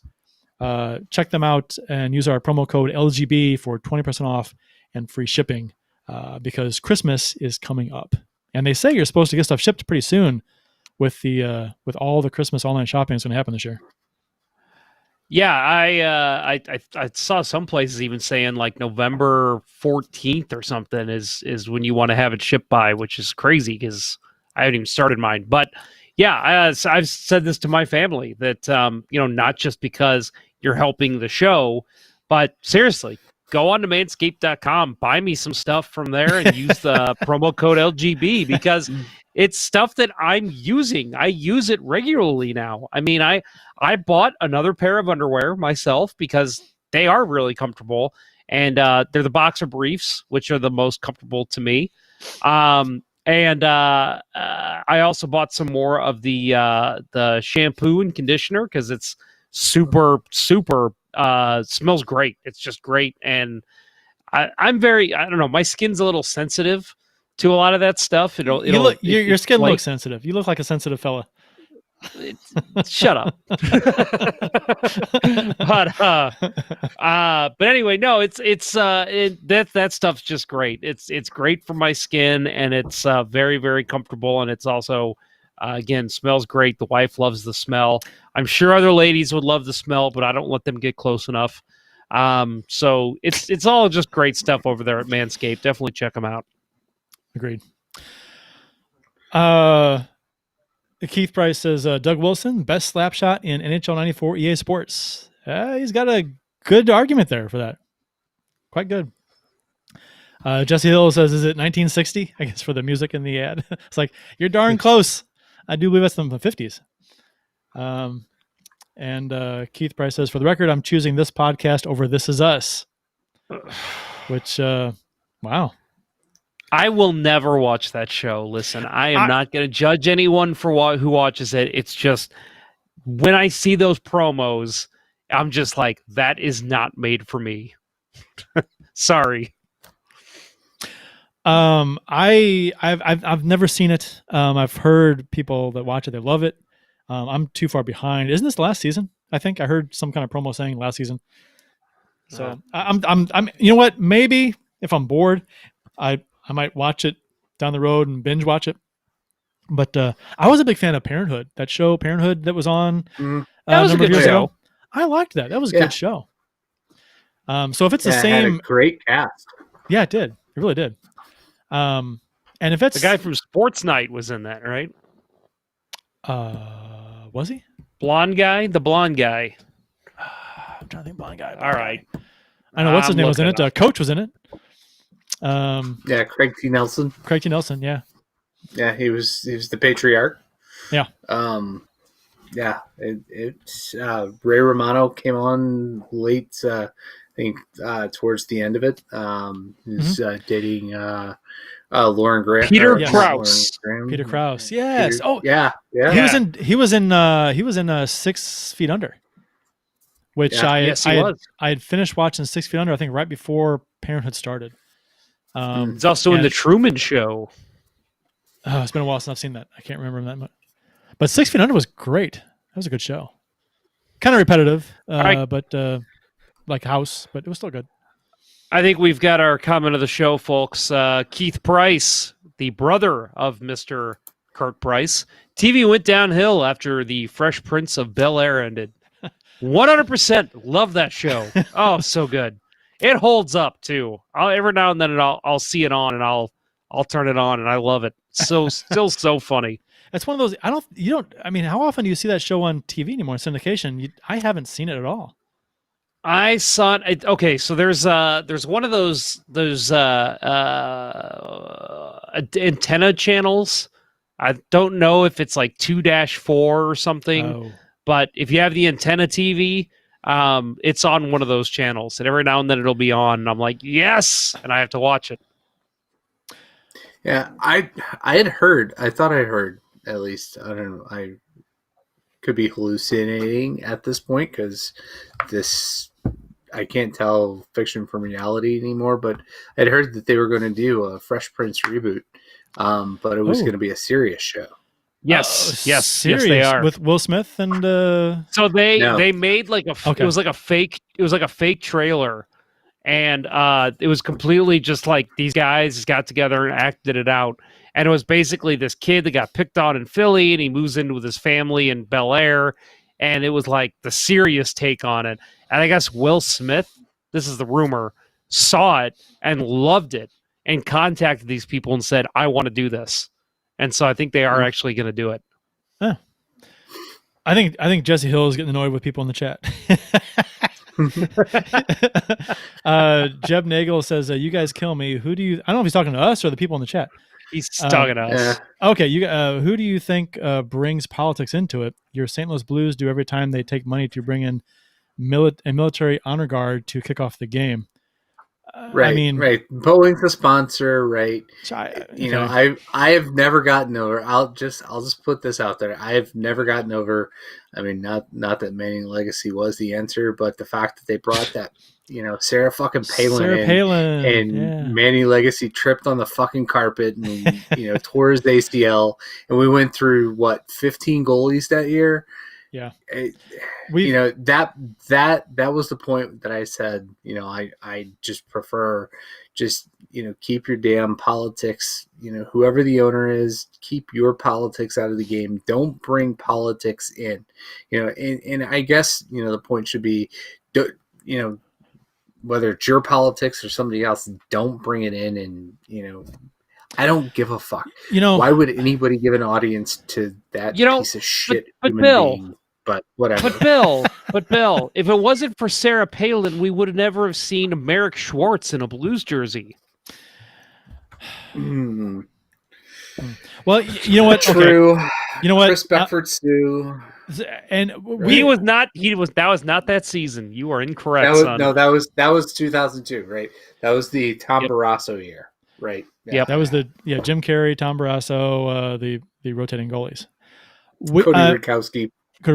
We've discussed on this show a lot about how we felt the Blues really dropped the ball with Pride Night, and so this kind of it's kind of I'm thinking overlaps with the talk. I mean, if you're going to bring politics into it, you have to wonder if politics played a role in them phasing out Pride Night in the manner they did. Which ticked a lot of people off. So, and that was always a question to me, why that happened and what the motives were. And so it makes you wonder about that. But, and we're not, they would never say, but so, and that's, and so Jeb, I mean, he's not wrong. But it's something that I don't care to really, talk about as far as like the Blues politics are concerned. Unless they're being blatant about it, I don't know. It seems obvious, but at times. But if we're gonna have this discussion, I want to do some more research on it first. Yeah, exactly. Like I don't want to start making false claims. No, exactly. And I'm not saying Jeb's misinformed at all. He could be very correct. I just, I don't have any other info to go on to back that up. So. Yeah, and I want to respond to Keith's last comment about Black Lives Matters on jerseys. I have a Black Lives Matter patch that I got for one of my Liverpool jerseys. They put that on at the end of last season, and I actually support that. But soccer's a different thing, right? Soccer, international soccer is probably a much more inclusive, or maybe inclusive is not the right word, but everybody goes to that. Hockey has historically been for rich white people, so I don't want to get too far into it, but if hockey put a Black Lives Matter patch on it, I would be super surprised, but I would wear it. I'm with you. I would too. Yeah, I'm not anti Black Lives Matter by any means. I support the nature of the movement. I just as far as like bringing that into jerseys, I don't know. I got to think about that as far as whether that's something I'd like to see or not. I've got a black friend. Why I kind of giggled there is he's literally said he was talking to a guy once and he said, "Yeah, I don't support Black Lives Matter." And he's like, "You realize the way you're saying that is you don't support black people having lives?" And the guy's like, no, that's not what I meant." But that is well, what that's it how it means, sounds. Right? Yeah, that's exactly how it sounds. So we've got and some people were asking about have you talked about the jerseys yet? We have not, but now we will. We're not going to. Good night, everybody. And good night, everybody. Look at the time. So the NHL, Adidas released a reverse retro teaser ad on social media, and I'm sure people have seen it. It's something. The Blues, and it cycles through all the different teams, and there's a number on the back of the jerseys, and the number on the back of the jerseys in the ad represents the year of the jersey that they're going to reverse retro this coming season. And the Blues colored one is number 95, which means the jersey they're going to reverse retro, right, is 1995, and it's the first year of the clown jerseys. So after apparently a season, that's the only jersey the Blues have ever worn. Yeah, that's apparently what I'm getting. After a season of having the clown jerseys as their throwbacks, they're going to go to the clown jersey once again for the reverse retro jersey this year. I assume so. I mean, what else could they go to? And the teaser from Adidas seems to indicate that these jerseys will be mostly red. So that's the reverse aspect of it. The away jersey that was blue on top, red on bottom, which everyone thought was way too much red at the time, will now be flip-flopped and will have red on top, which just covers like 75% of the jersey, and then blue on the bottom and the ends of the sleeves. So there's that. So thoughts on this, guys? Social media tends to hate it. There's your sprinkling of guys that love it. Your typical cast of characters that tend to like shit like it. But what do you guys think? I like the idea because somebody brought up they're trying to mimic the St. Louis flag. That's the only part of it that makes me say, whatever. Okay, that's kind of cool, but at the same time, unless you're completely redesigning a jersey, I don't buy it. If you're just flipping the colors of the clown jersey, that to me is not representing the St. Louis flag. And we've talked about this on the show already before, that the Blues have had many jerseys, some good, some bad. Why is it that with all of a sudden with this retro stuff, it's only the clown jersey that half the base hates, half the fan base, if not more, hates those jerseys?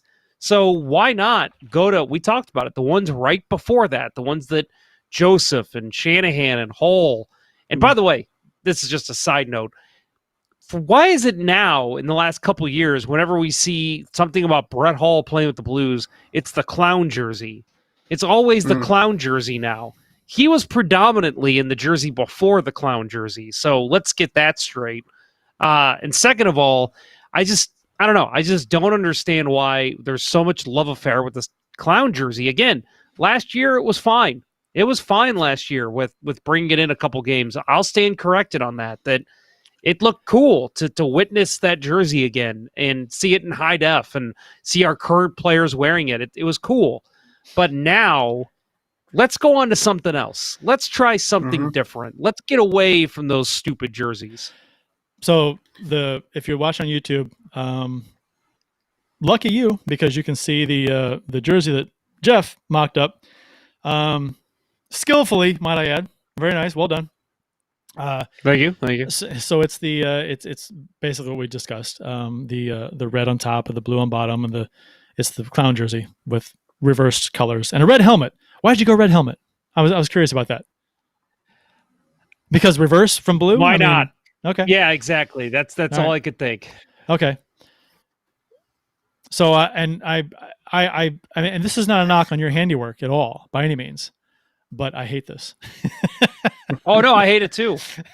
I mean, if you look at Yeah. the tweet when I sent this out, all I said was "yikes." Yeah. I mean, if this is the design, and we'll talk about another one in just a second, at least make the blue note blue. Just come on. Yeah. The It's got to be. It can't be red. It's got to can't be be blue, right? It's not the St. Louis red notes. It's not the St. Louis Reds. It's the St. Louis Blues.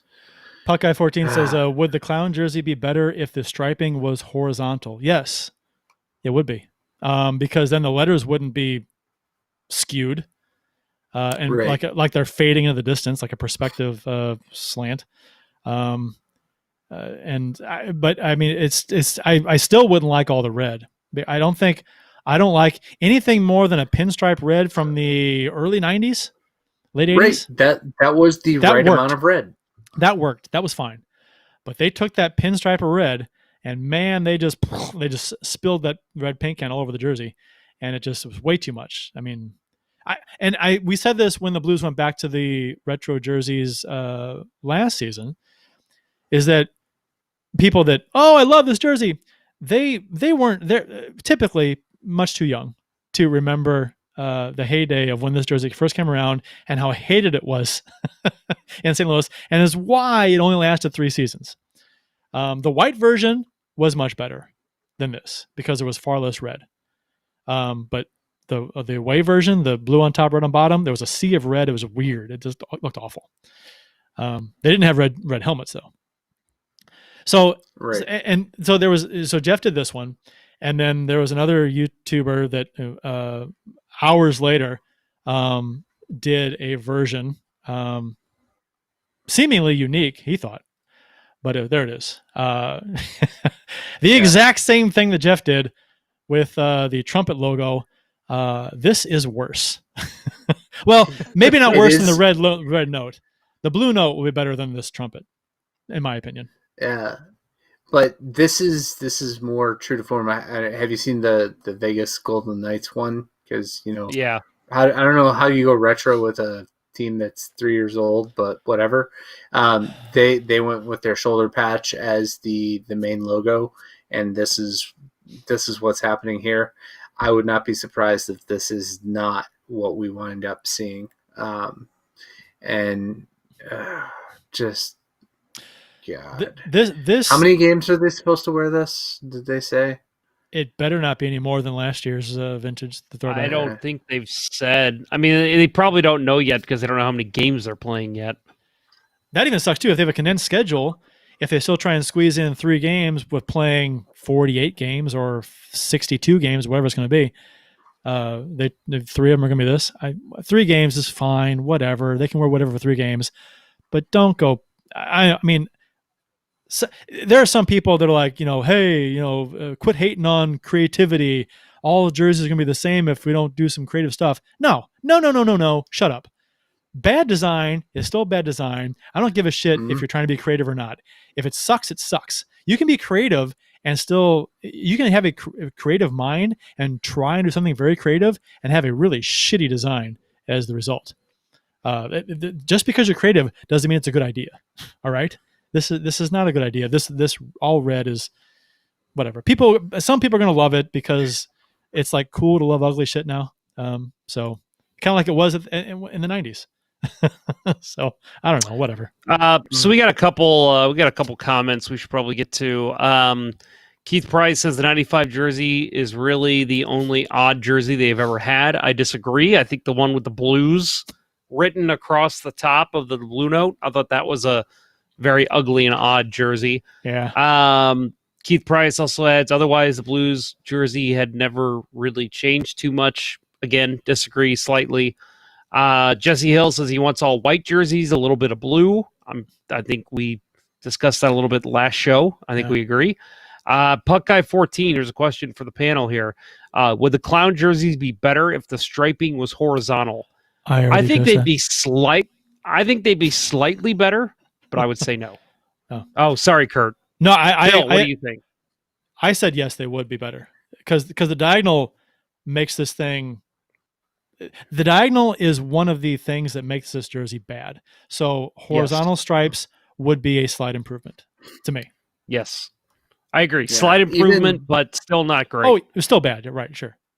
Yeah, even what's up on screen right now. This concept, the diagonal is a lot less pronounced. It's it's That's probably true.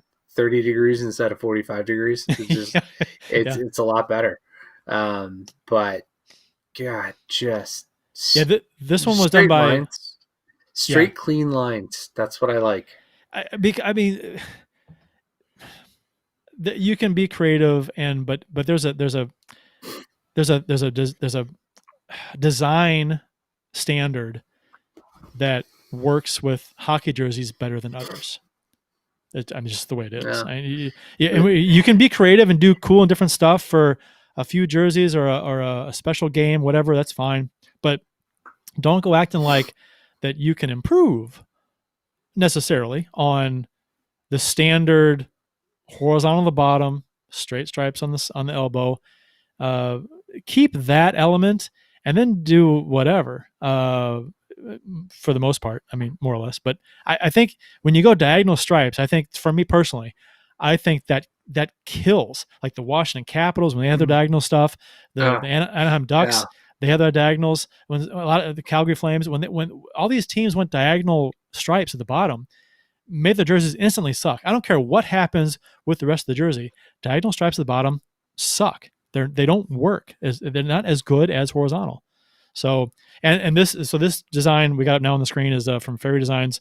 He is a graphic designer. He goes to Mizzou, I believe. This was Twitter profile said. He does nice work, and he put this up there a lot like what Jeff put up, just with a different, more of a cleaner look, a cleaner professional template looking thing. Use what like something you see Adidas put out.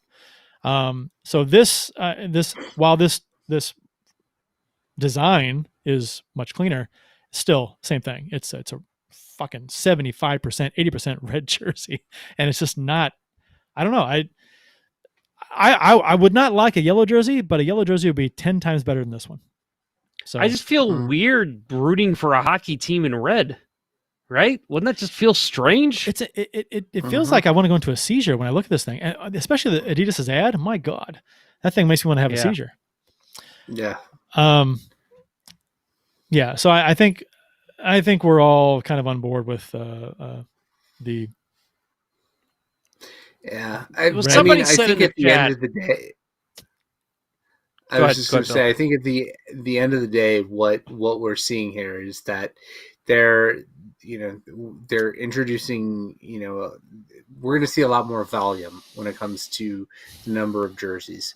I don't know if it's going to be to the point that, jerseys turn over every year. But look at the revenue that soccer gets from jersey sales, and they change 3 jerseys a year. Right, every year they turn over and have 3 different jerseys, and if the teams are good, they're playing in the Champions League. The numbers have different fonts for which league they're playing in. It's insane how much money they derive. But hockey, I think, is still too niche for this, and if that's what they're ultimately trying to get to, I just just. Set it and go for a while. What I've said, and I know I've said this on the show. I know I've said this in the show that I'm all for just putting the jerseys out. People will buy them, make some revenue. As a marketing guy, that's the way I see it. But, and I know that under the same breath, I'm saying this jersey's ugly. They shouldn't go with it. Be original. Do something different. This to me is not that different. If that's which it looks like the style they're going to go with, you're literally just flipping colors. Like, let's see let's have a contest with fans and say, fans, design us a new jersey and we'll wear it for 4 games next year. That would be phenomenal. Some of the concept jerseys that you see out there from fans, like on social media, and so like the ones that the Fairy Designs here did, that type of quality, they're amazing. Some of them are really, really good. We're about so much better. The ones Eric sent us, they're great. Yeah, and Eric did a great job, and I'll put the yellow one up first here.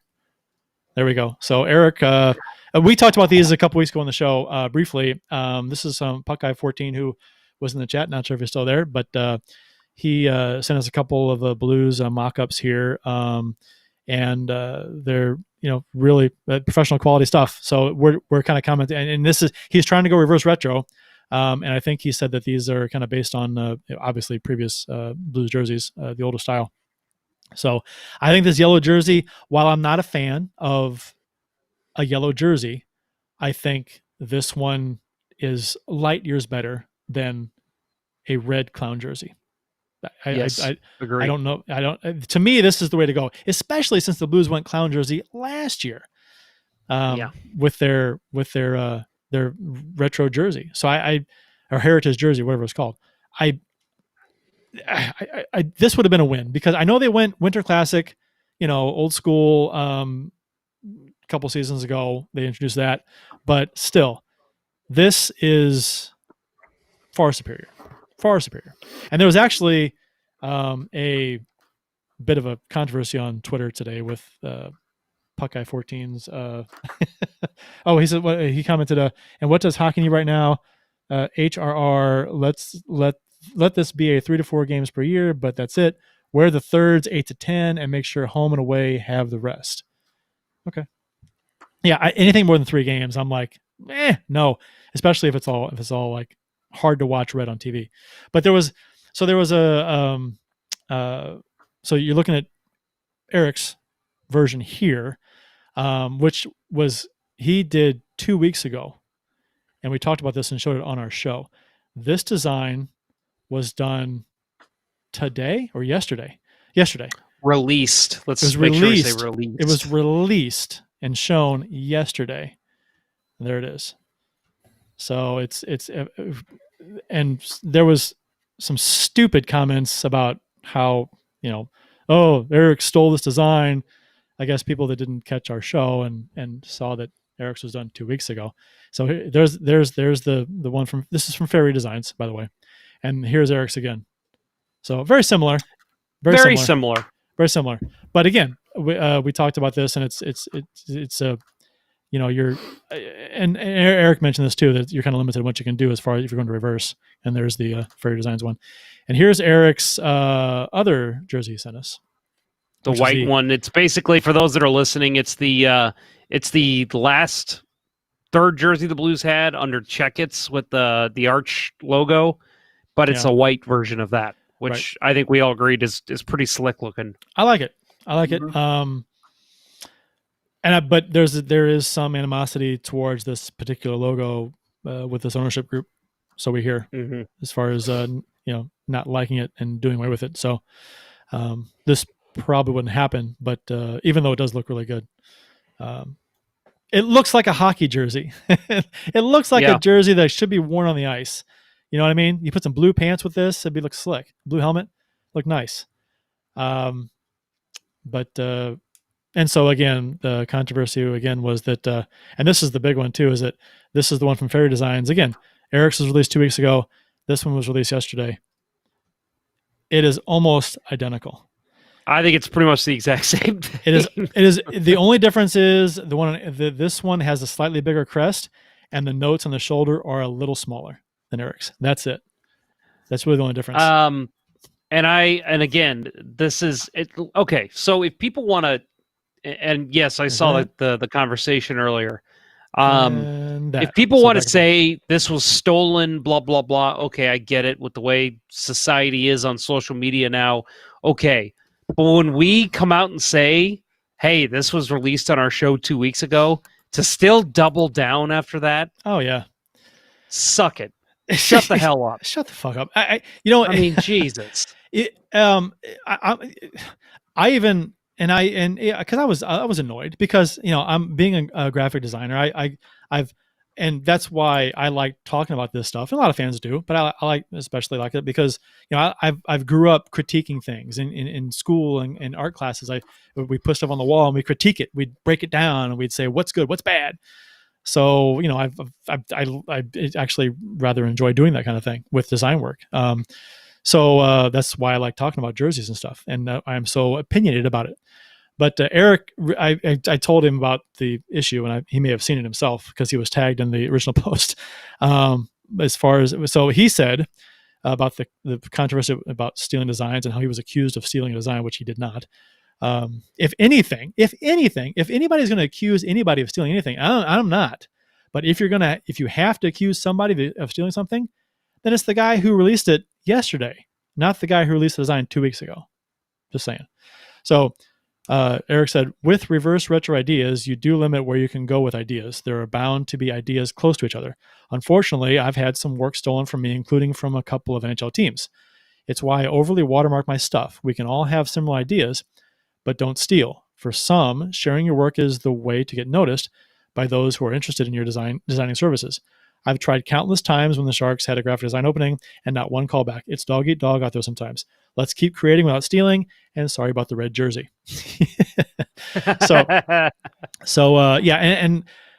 I even tried to respond to the folks who were saying that it was stolen by timestamping it and just showing them. I was like, no, you can see this guy posted it yesterday, and Eric, I gave this to us 2 weeks ago. He didn't seem to care. I'm like, what the fuck is your problem? First off, it should be clear, this guy's an asshole that is accusing of doing this. He just is. So that has to be factored in. Being a dick is a thing. So if you're going to be a dick, that's just who you are. See, the problem is, Kurt, is that it's, well, I saw this one first, so clearly this was the original. He's the same guy that came out and said, do some research. He's the same guy that came out and said one of our t-shirt designs was stolen. You guys stole this. Like, no, it didn't. It was a Pornhub parody that had already been done. I didn't know it. We talked about this already. I think there's 1,000 Pornhub parodies out there. There's going to be overlap. That's what happened when I realized I took it down. And it's honestly, that's all there is to it. So, so anyway, good work, Eric. Thank you very much. Your designs are, far better than what we're apparently going to get. So, yes, I agree, Eric. I wish the Blues would hire you because, my God, those are actually, I guess it's not the Blues, it's Adidas, right? Yeah. I mean, the Blues have input. We talked about this when the Winter Classic jersey was being designed, and about how we were right about that, by the way. Yeah, the Blues do have input on it. But Adidas does too. It's like a collaboration kind of thing, like you'd expect. So James O'Brien of NBCSports.com writes, he had an article that he put out, and we were going to talk about this a couple weeks ago, but we ran out of time because Mike McKenna was overly gracious with his time, so we got to spend a lot of time with him. So Mike McKenna, let's just say like it is. Mike McKenna was a real dick and took up all of our time. Right. No. You know what? If we could have done the whole show with Mike McKenna, that'd have been great. I agree. I'm kidding. Mike, I know you're listening. We love you. I think we were planning on doing 20 minutes, something like that, 25 minutes, and we ended up going almost an hour. Was it over an hour? I think it was over an hour. So he was great. So.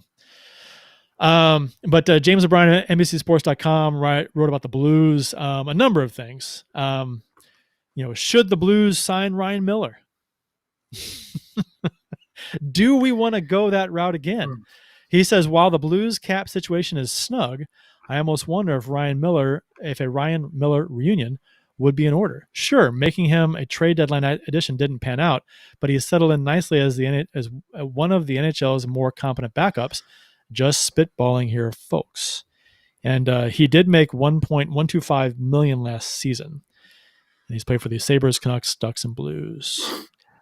Well, I would say it's a very odd thing with him because it was clear when he was here that he said he wanted to play on the West Coast.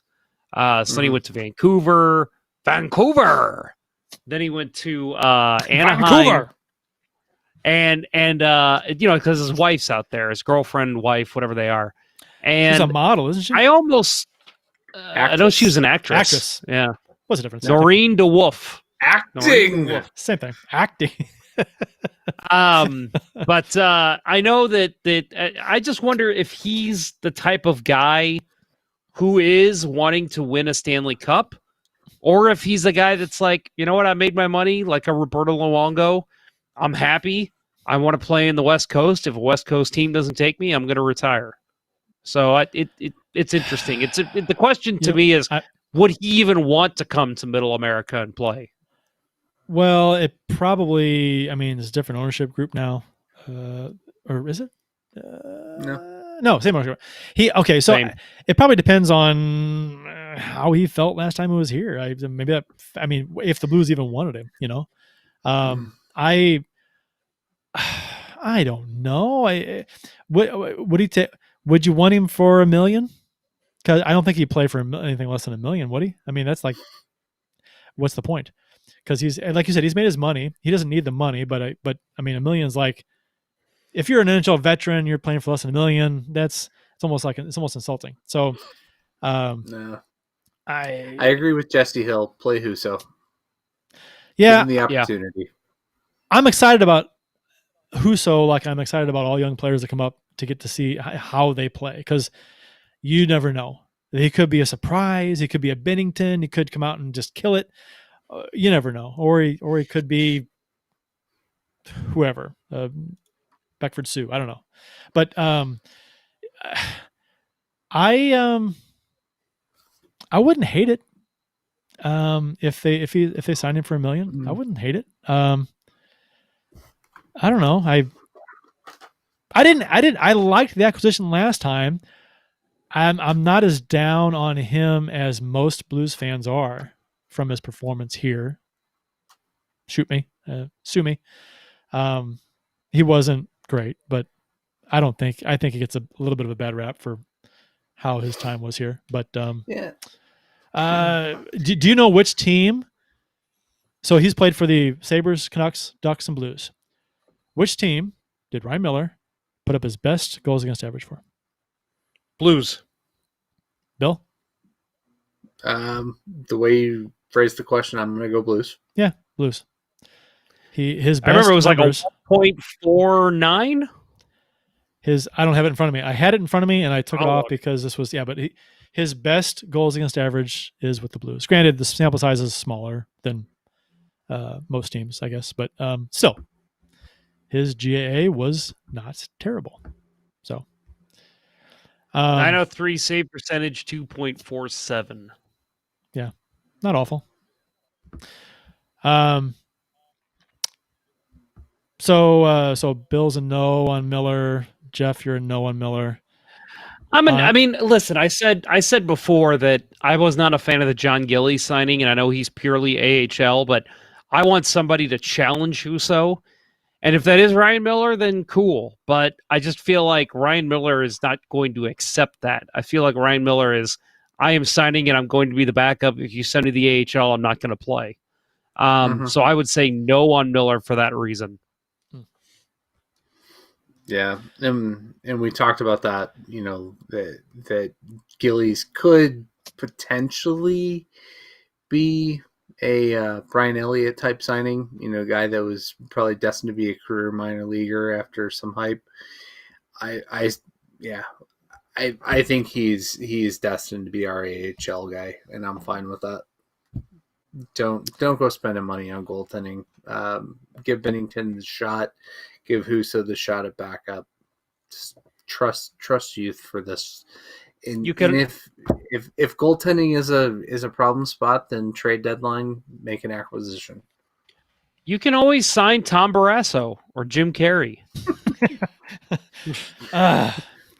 Kelly Rudy's out there somewhere. I'm sure he could play. We have Greg Millen on. Let's have him play. Oh yeah, we've had so many ex-goalies on. We can call them all. We had Grant Fuhr on too. We had Mike McKenna. Yes, he can still play.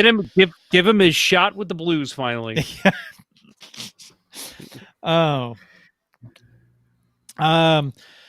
So in this article, he also writes, the Blues lose Pietrangelo, but could make up some of the difference on D. Torrey Krug can replace some of the value the Blues lost in Pietrangelo's free agent's departure. While Krug isn't as dominant defensively, he's an offensive dynamo, and his all-around game is probably a little underrated. So he also says Colton Parayko may stand as the biggest reason why the Blues decided they could afford to say goodbye to Pietrangelo. I can side with that. If anything, Pietrangelo might have obscured Parayko's potential as a true number one. So, not according to our friend Craig Button, right? He is not a friend of the show. The man who laughs God, at Bill Day. Yes, He's an enemy of the show. Enemy of the show. And didn't an article, right? Rutherford put out an article last week about Parayko being the number one guy now. That seems to be the direction we're going. All four of them trying. I'd much rather be a Parayko Krug pairing than a Falk Krug pairing, but we'll see. Still a couple of months, unfortunately. I'm excited about the possibility of a Parayko Krug pairing. That sounds. Mm-hmm. If the other pairings work out well, I think Krug and Parayko would be amazing. As long as the others can hold their own, I think that'd be great. If Falk can improve his play, like we hope he does, and play better, I think I think that could be one of the better tandems in the NHL, assuming that they keep them together. So in this article, also it says, will someone realize how good Vince Dunn is? I know Vince Dunn has gotten a lot of flack on, and it's a possible guy the Blues would get rid of to clear some cap space. We've discussed this on the show, but I forgot the guy's name here. What's his name? O'Brien. James O'Brien says that Vince Dunn outperformed Parayko 5-on-5 according to advanced stats. The evolving hockey RAPM comparison shows that. And he's got a chart here that shows that. And you can check this out on NBCSports.com. Advanced stats. Vince Dunn it kills it, actually. But I'm not going to say that Vince Dunn is a better defenseman than Colton Parayko. I don't. I mean, watching the games, I've had my issues with strictly advanced stats people in the past. Notably, a kind of a whipping boy on this show that we like to pick on, that always talks about advanced stats like it's the end all be all of everything. Which it's a great resource, a great tool for a lot of stuff, but you got to factor in eye tests and actual how players look on the ice too. So that factors into. I would not say that the advanced stats are indicative of how Vince Dunn is versus Colton Parayko at all.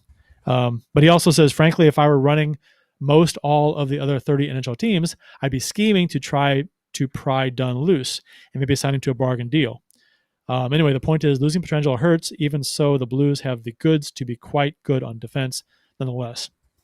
So I agree with him. I don't think Dunn is the wild card here. I think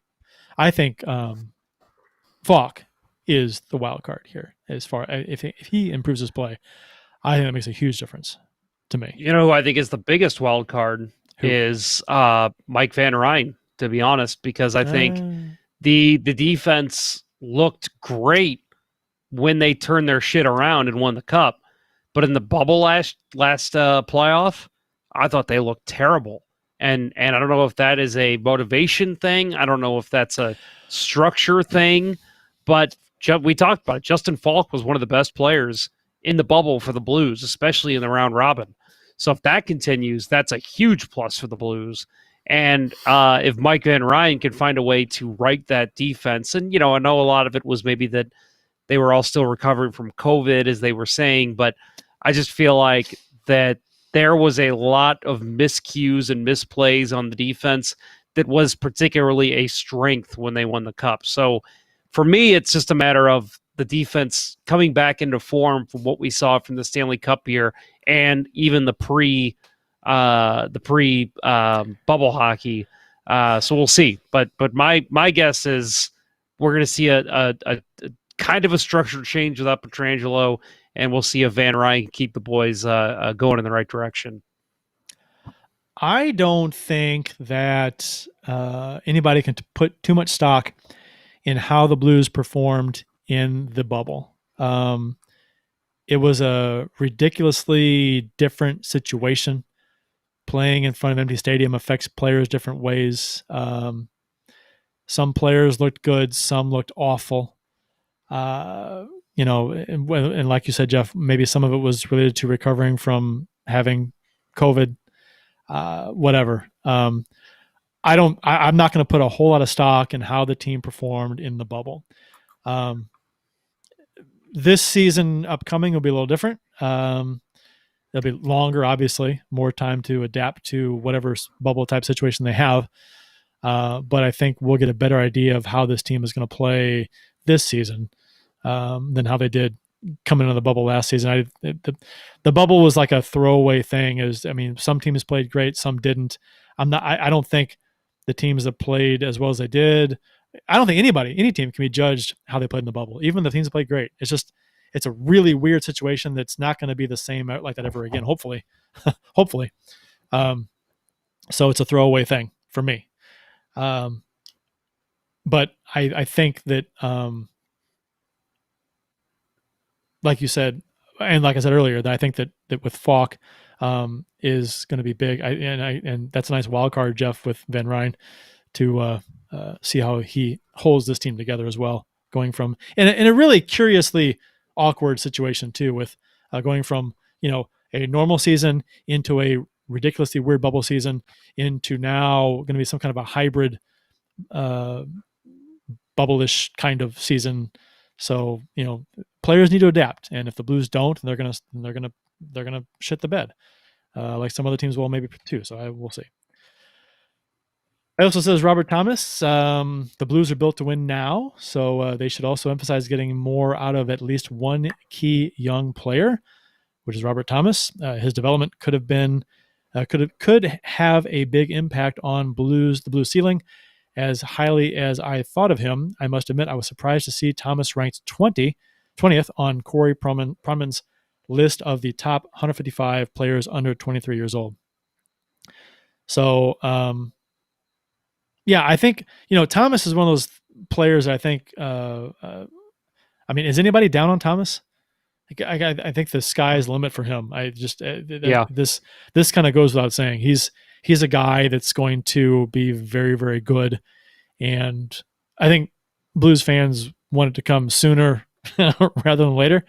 But sometimes this stuff takes 3, 4, 5, 6 years. So for a guy to really, develop fully. So I think this is his year, though. I agree with you. I think this is going to be the year that we really see him break out. It could be. He was very young when he first came up. So he's got some time under his belt now. So. And look how good he was until he got injured the year, in 19 when we won the Cup. That was,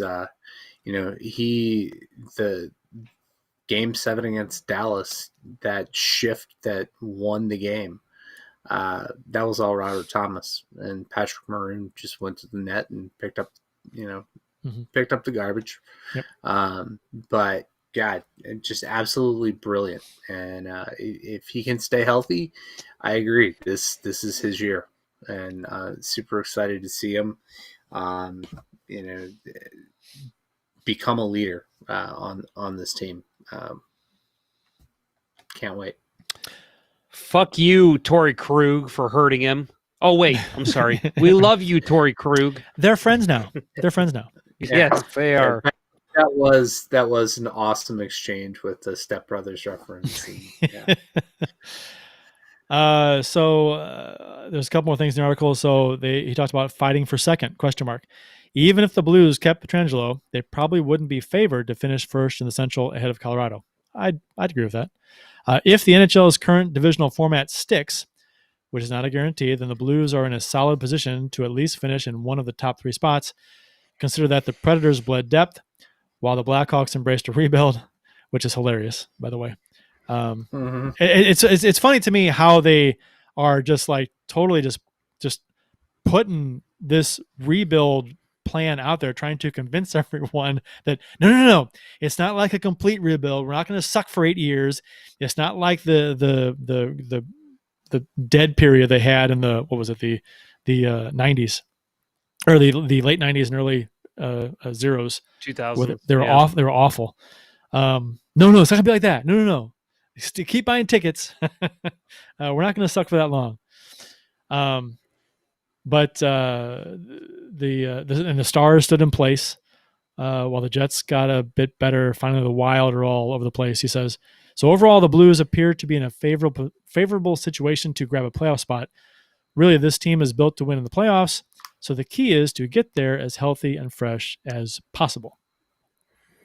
I don't. For me, it's the offense. I mean, I feel like I think the defense we talked about is going to be great, and we'll obviously have plenty of time to preview the Blues season. Right. And I think goaltending, I'm comfortable with Bennington, Husso.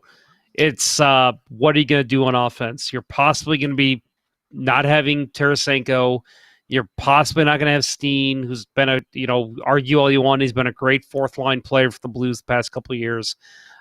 There's going to be a lot of question marks heading in for the offense. If the offense can respond, and the way they did this past season, honestly, with David Perron stepping up, O'Reilly, Shen, all those guys having good years, if that continues, there's not going to be an issue. But to me, that's the biggest question mark.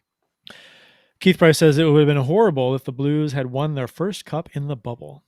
I kind of agree with that. I mean, granted, don't get me wrong. If it had been the first cup, I would have not cared. But yes, obviously, I would have much rather had the Blues win it, like they did, as opposed to in the bubble, because it ain't as cool. I'm sorry, it's not as cool.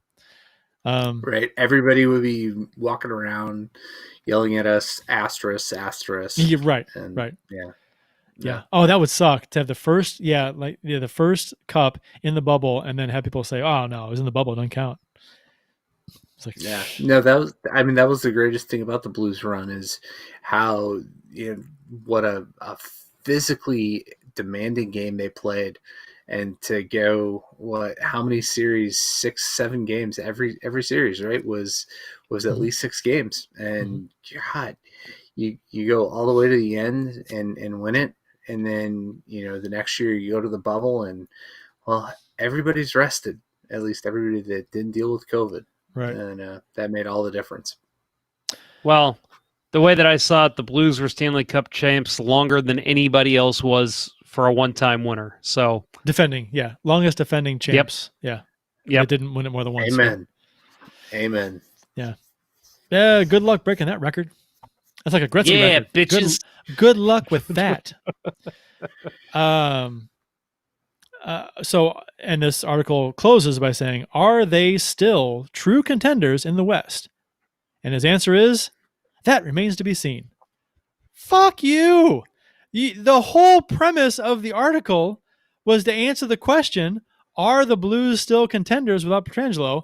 And his conclusion is, it remains to be seen. Answer the fucking question. Your own question. Pop out. Jesus Christ. So let's finish the article here for him. Are the Blues still true contenders in the West? Minus Pietrangelo with Krug. Yes, I agree with you. They are still true contenders in the West. There's not that hard to say for that. For me, there are question marks on offense, but I think if this team performs the way they did for the better part of 2019 and 2020, they are definitely still contenders with or without Pietrangelo. Right. And I think adding Krug is a big deal.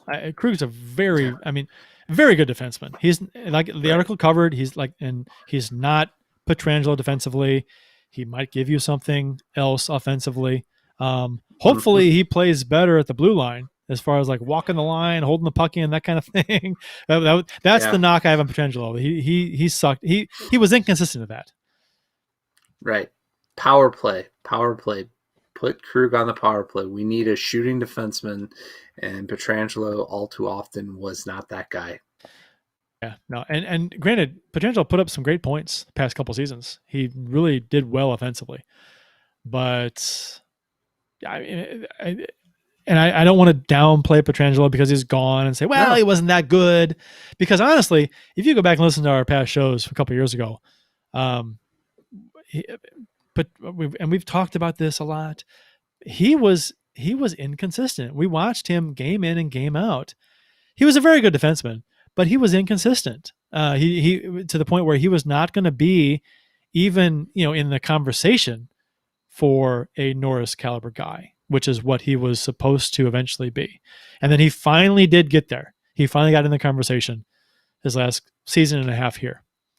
So, I mean, we've watched him play. We know we know what kind of guy he is and what he turned into. So, and he peaked at the right time and sure. helped us go to all the way. I mean, go back to Game 7. How clutch was he? Game 7 against the Bruins. How clutch was he? The read to score the goal late in the period, just cannot. We don't win the cup without his play. No, his 2019 playoffs were amazing. He played amazing. He played great, Mm-hmm. and his career. Yeah, and it was funny because when Bennington took over and the team turned around, that's when his play amplified and got so much better too. He like with the rest of the team, he went on the upswing with the team, and his play got to where we always hoped it could be consistently for the most part. I mean, blue line holding the pucks, holding the blue line play aside, he was very, very good. And then he became a guy. Okay, all right, now we can talk about him being in the Norris Trophy conversation because he's there now. So, and how long that lasts, and if it transitions over to the Knights, we don't know. We'll see. I'm sure he'll be very good there, but will he be as good as he was last season and a half here? I don't know. That's a good question. We'll see. Who's better than the Blues in the West? So we got Colorado, maybe, probably. Yeah, that's a fair team to put ahead of the Blues, right? Vegas? Did they finish ahead of St. Louis? Maybe Vegas. Maybe Vegas. I think Vegas is getting a lot more hype than they deserve, but I still think they're a damn good team. Dallas. Dallas is up there. Dallas is there. You know what? I think Dallas. Okay, Dallas may be there, but they weren't going into the playoffs last season. They were in a tailspin last season. They had an off year last year. Still finished third overall, third in the division. But they were in a tailspin come playoffs, and then they got hot, and then they played very well in the playoffs and went to the final. Now, which team shows up next season? Is it going to be the playoff stars or the regular season stars? Who knows?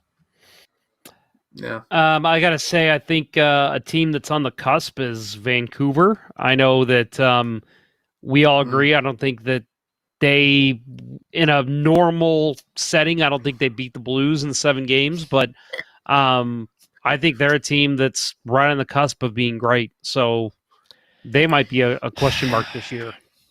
It's all. I think it all comes down to Quinn Hughes and Brock Besser, right? And Elias Pettersson. They made some questionable decisions with who they brought back and who they're paying. And Braden Holtby, is he an upgrade over Markstrom and Thatcher Demko? I mean, he's a cup winner. I don't know. I think that they're going to be tough to repeat. We'll see. Yeah. We'll see if the chemistry comes together. If Holtby can take them there, or I don't know. I agree. I'm with you. I think Markstrom was the sole reason that Markstrom and Demko. Markstrom and Horvat are the reason that most. I mean, among others, That they beat the Blues, right? Yeah. Markstrom primarily, I think, because I think, and we've broke down this series a number of times as it was going on. I was of the opinion that the Blues outplayed Vancouver on most games in that series, but were just beaten by Markstrom. And I think that's and the Blues didn't play particularly great the whole series either. So they played a couple of good games, but other than that, they weren't great, and they were beaten by a fantastic goalie. The rest of Vancouver's team, Horvat was carrying them offensively, and Markstrom was a wall in net. He was amazing. So I mean, without Markstrom, you take Markstrom away. Can Holtby repeat that? I don't know. How can you play much better than Markstrom did in the playoffs? Demko did though. Yeah, against Vancouver. I mean, against Vegas. I get it. I mean, so did John Casey after Grant Fuhrer got knocked down too in the playoffs for the Blues too. So Casey was very good, but I don't know. The offseason is a weird thing that tends to level the playing field with players that have a hot playoff the year before too. So we'll see. I mean, maybe they will. Maybe Holtby comes in and plays great behind that team. Maybe they got it figured out based on the goaltending in the playoffs last year, which was fantastic. So we'll see. I'm not sold on them. I think they got to prove it that they can do it. Over the season.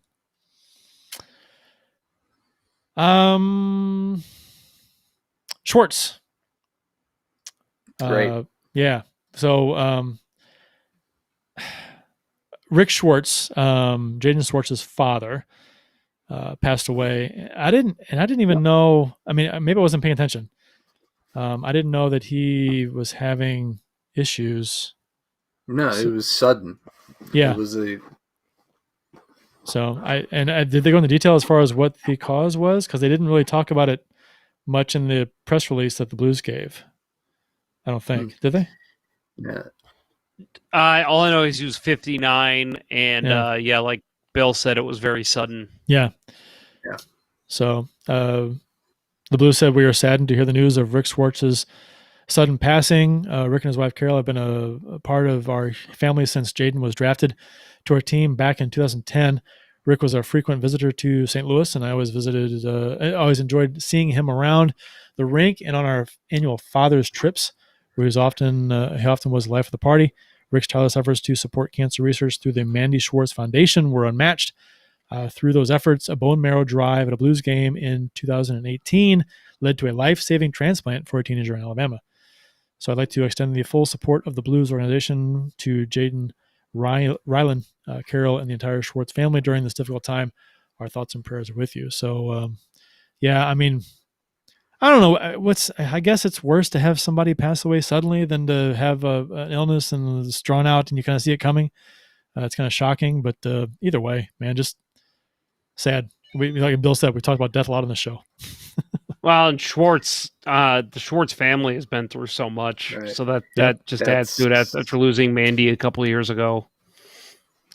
Yeah. So our condolences to all of them for sure. Yeah, absolutely. Just heartbreaking. Heartbreaking for the Schwartz family, for the Blues family. Just God, 2020 is a motherfucker. That's I didn't read. That reminds me, Tom Gibbons, not necessarily a friend of the show, but friend of ours, Tom Gibbons, said, where is it? That 2020 can, where is it? I don't have it. Oh my God. So on Twitter, Tom Gibbons, who was a friend of ours, after the Blues posted I shared the Adidas, a horrible reverse retro ad promo. He responds to my tweet and says, "OMG, 2020 needs to be over already." And I was like, you know what? This is the perfect jersey promo for 2020ly. Something everyone hates. Nobody Nobody wants it. They already want it gone. Right.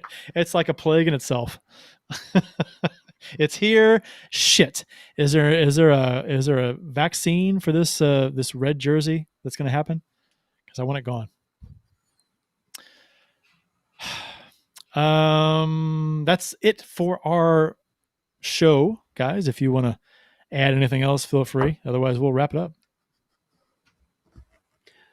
I got nothing. Hopefully by next week we'll have a fully healthy Jeff Ponder. We'll see. Yeah. Back to drinking beer. And Keith Price. eating That's poorly. right. Jesse Hill says Yeah. Jesse Hill says the Blues are a top 5 team in the NHL. I'll get behind that. Sure. Keith Price says, "Say it, Kurt. Say that was lazy publishing." I'm like, yeah. It was lazy writing. Spineless. I'll say it's spineless. Take a stance. And Keith Price says 2020 ain't over yet. Sheesh. True. Damn it, Keith. Support for Let's Go Blues Radio is brought to you by Manscaped, the best in men's below-the-waist grooming products. Get 20% off and free shipping at manscaped.com with code LGB. Make your balls a priority this fall. And when you use the promo code and receive your products, don't forget you can take a pic with LGB in the pic somewhere. Share it online and tag us, hashtag LGB Radio. Let us know about it, and we'll send you some free Blues-themed stickers as a thank you. That will wrap up episode 10 of season 9 of the original St. Louis Blues Hockey Podcast, Let's Go Blues Radio. Thanks for listening, and thanks to those who participated in the YouTube and Facebook live chats during the live show. We hope you enjoyed it as much as we've enjoyed bringing it to you.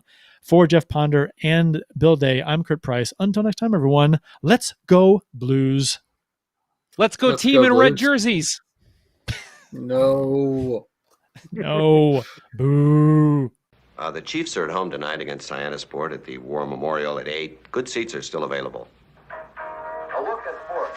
I think that went very well. Thank you for listening to Let's Go Blues Radio. Now take off, hosers. I want you to have a heart attack and die so that we never have to do this shit again. Well, there's 90 minutes of your life you'll never get back. Sorry. St. Louis Blues, St. Louis Blues. Have you heard the news about our St. Louis Blues? They've only just begun, they're on their way to #1. Now there's no more blues for our St. Louis Blues. The Chiefs are at home tonight against Cyanosport. On at the War ice Memorial tonight at 8. again.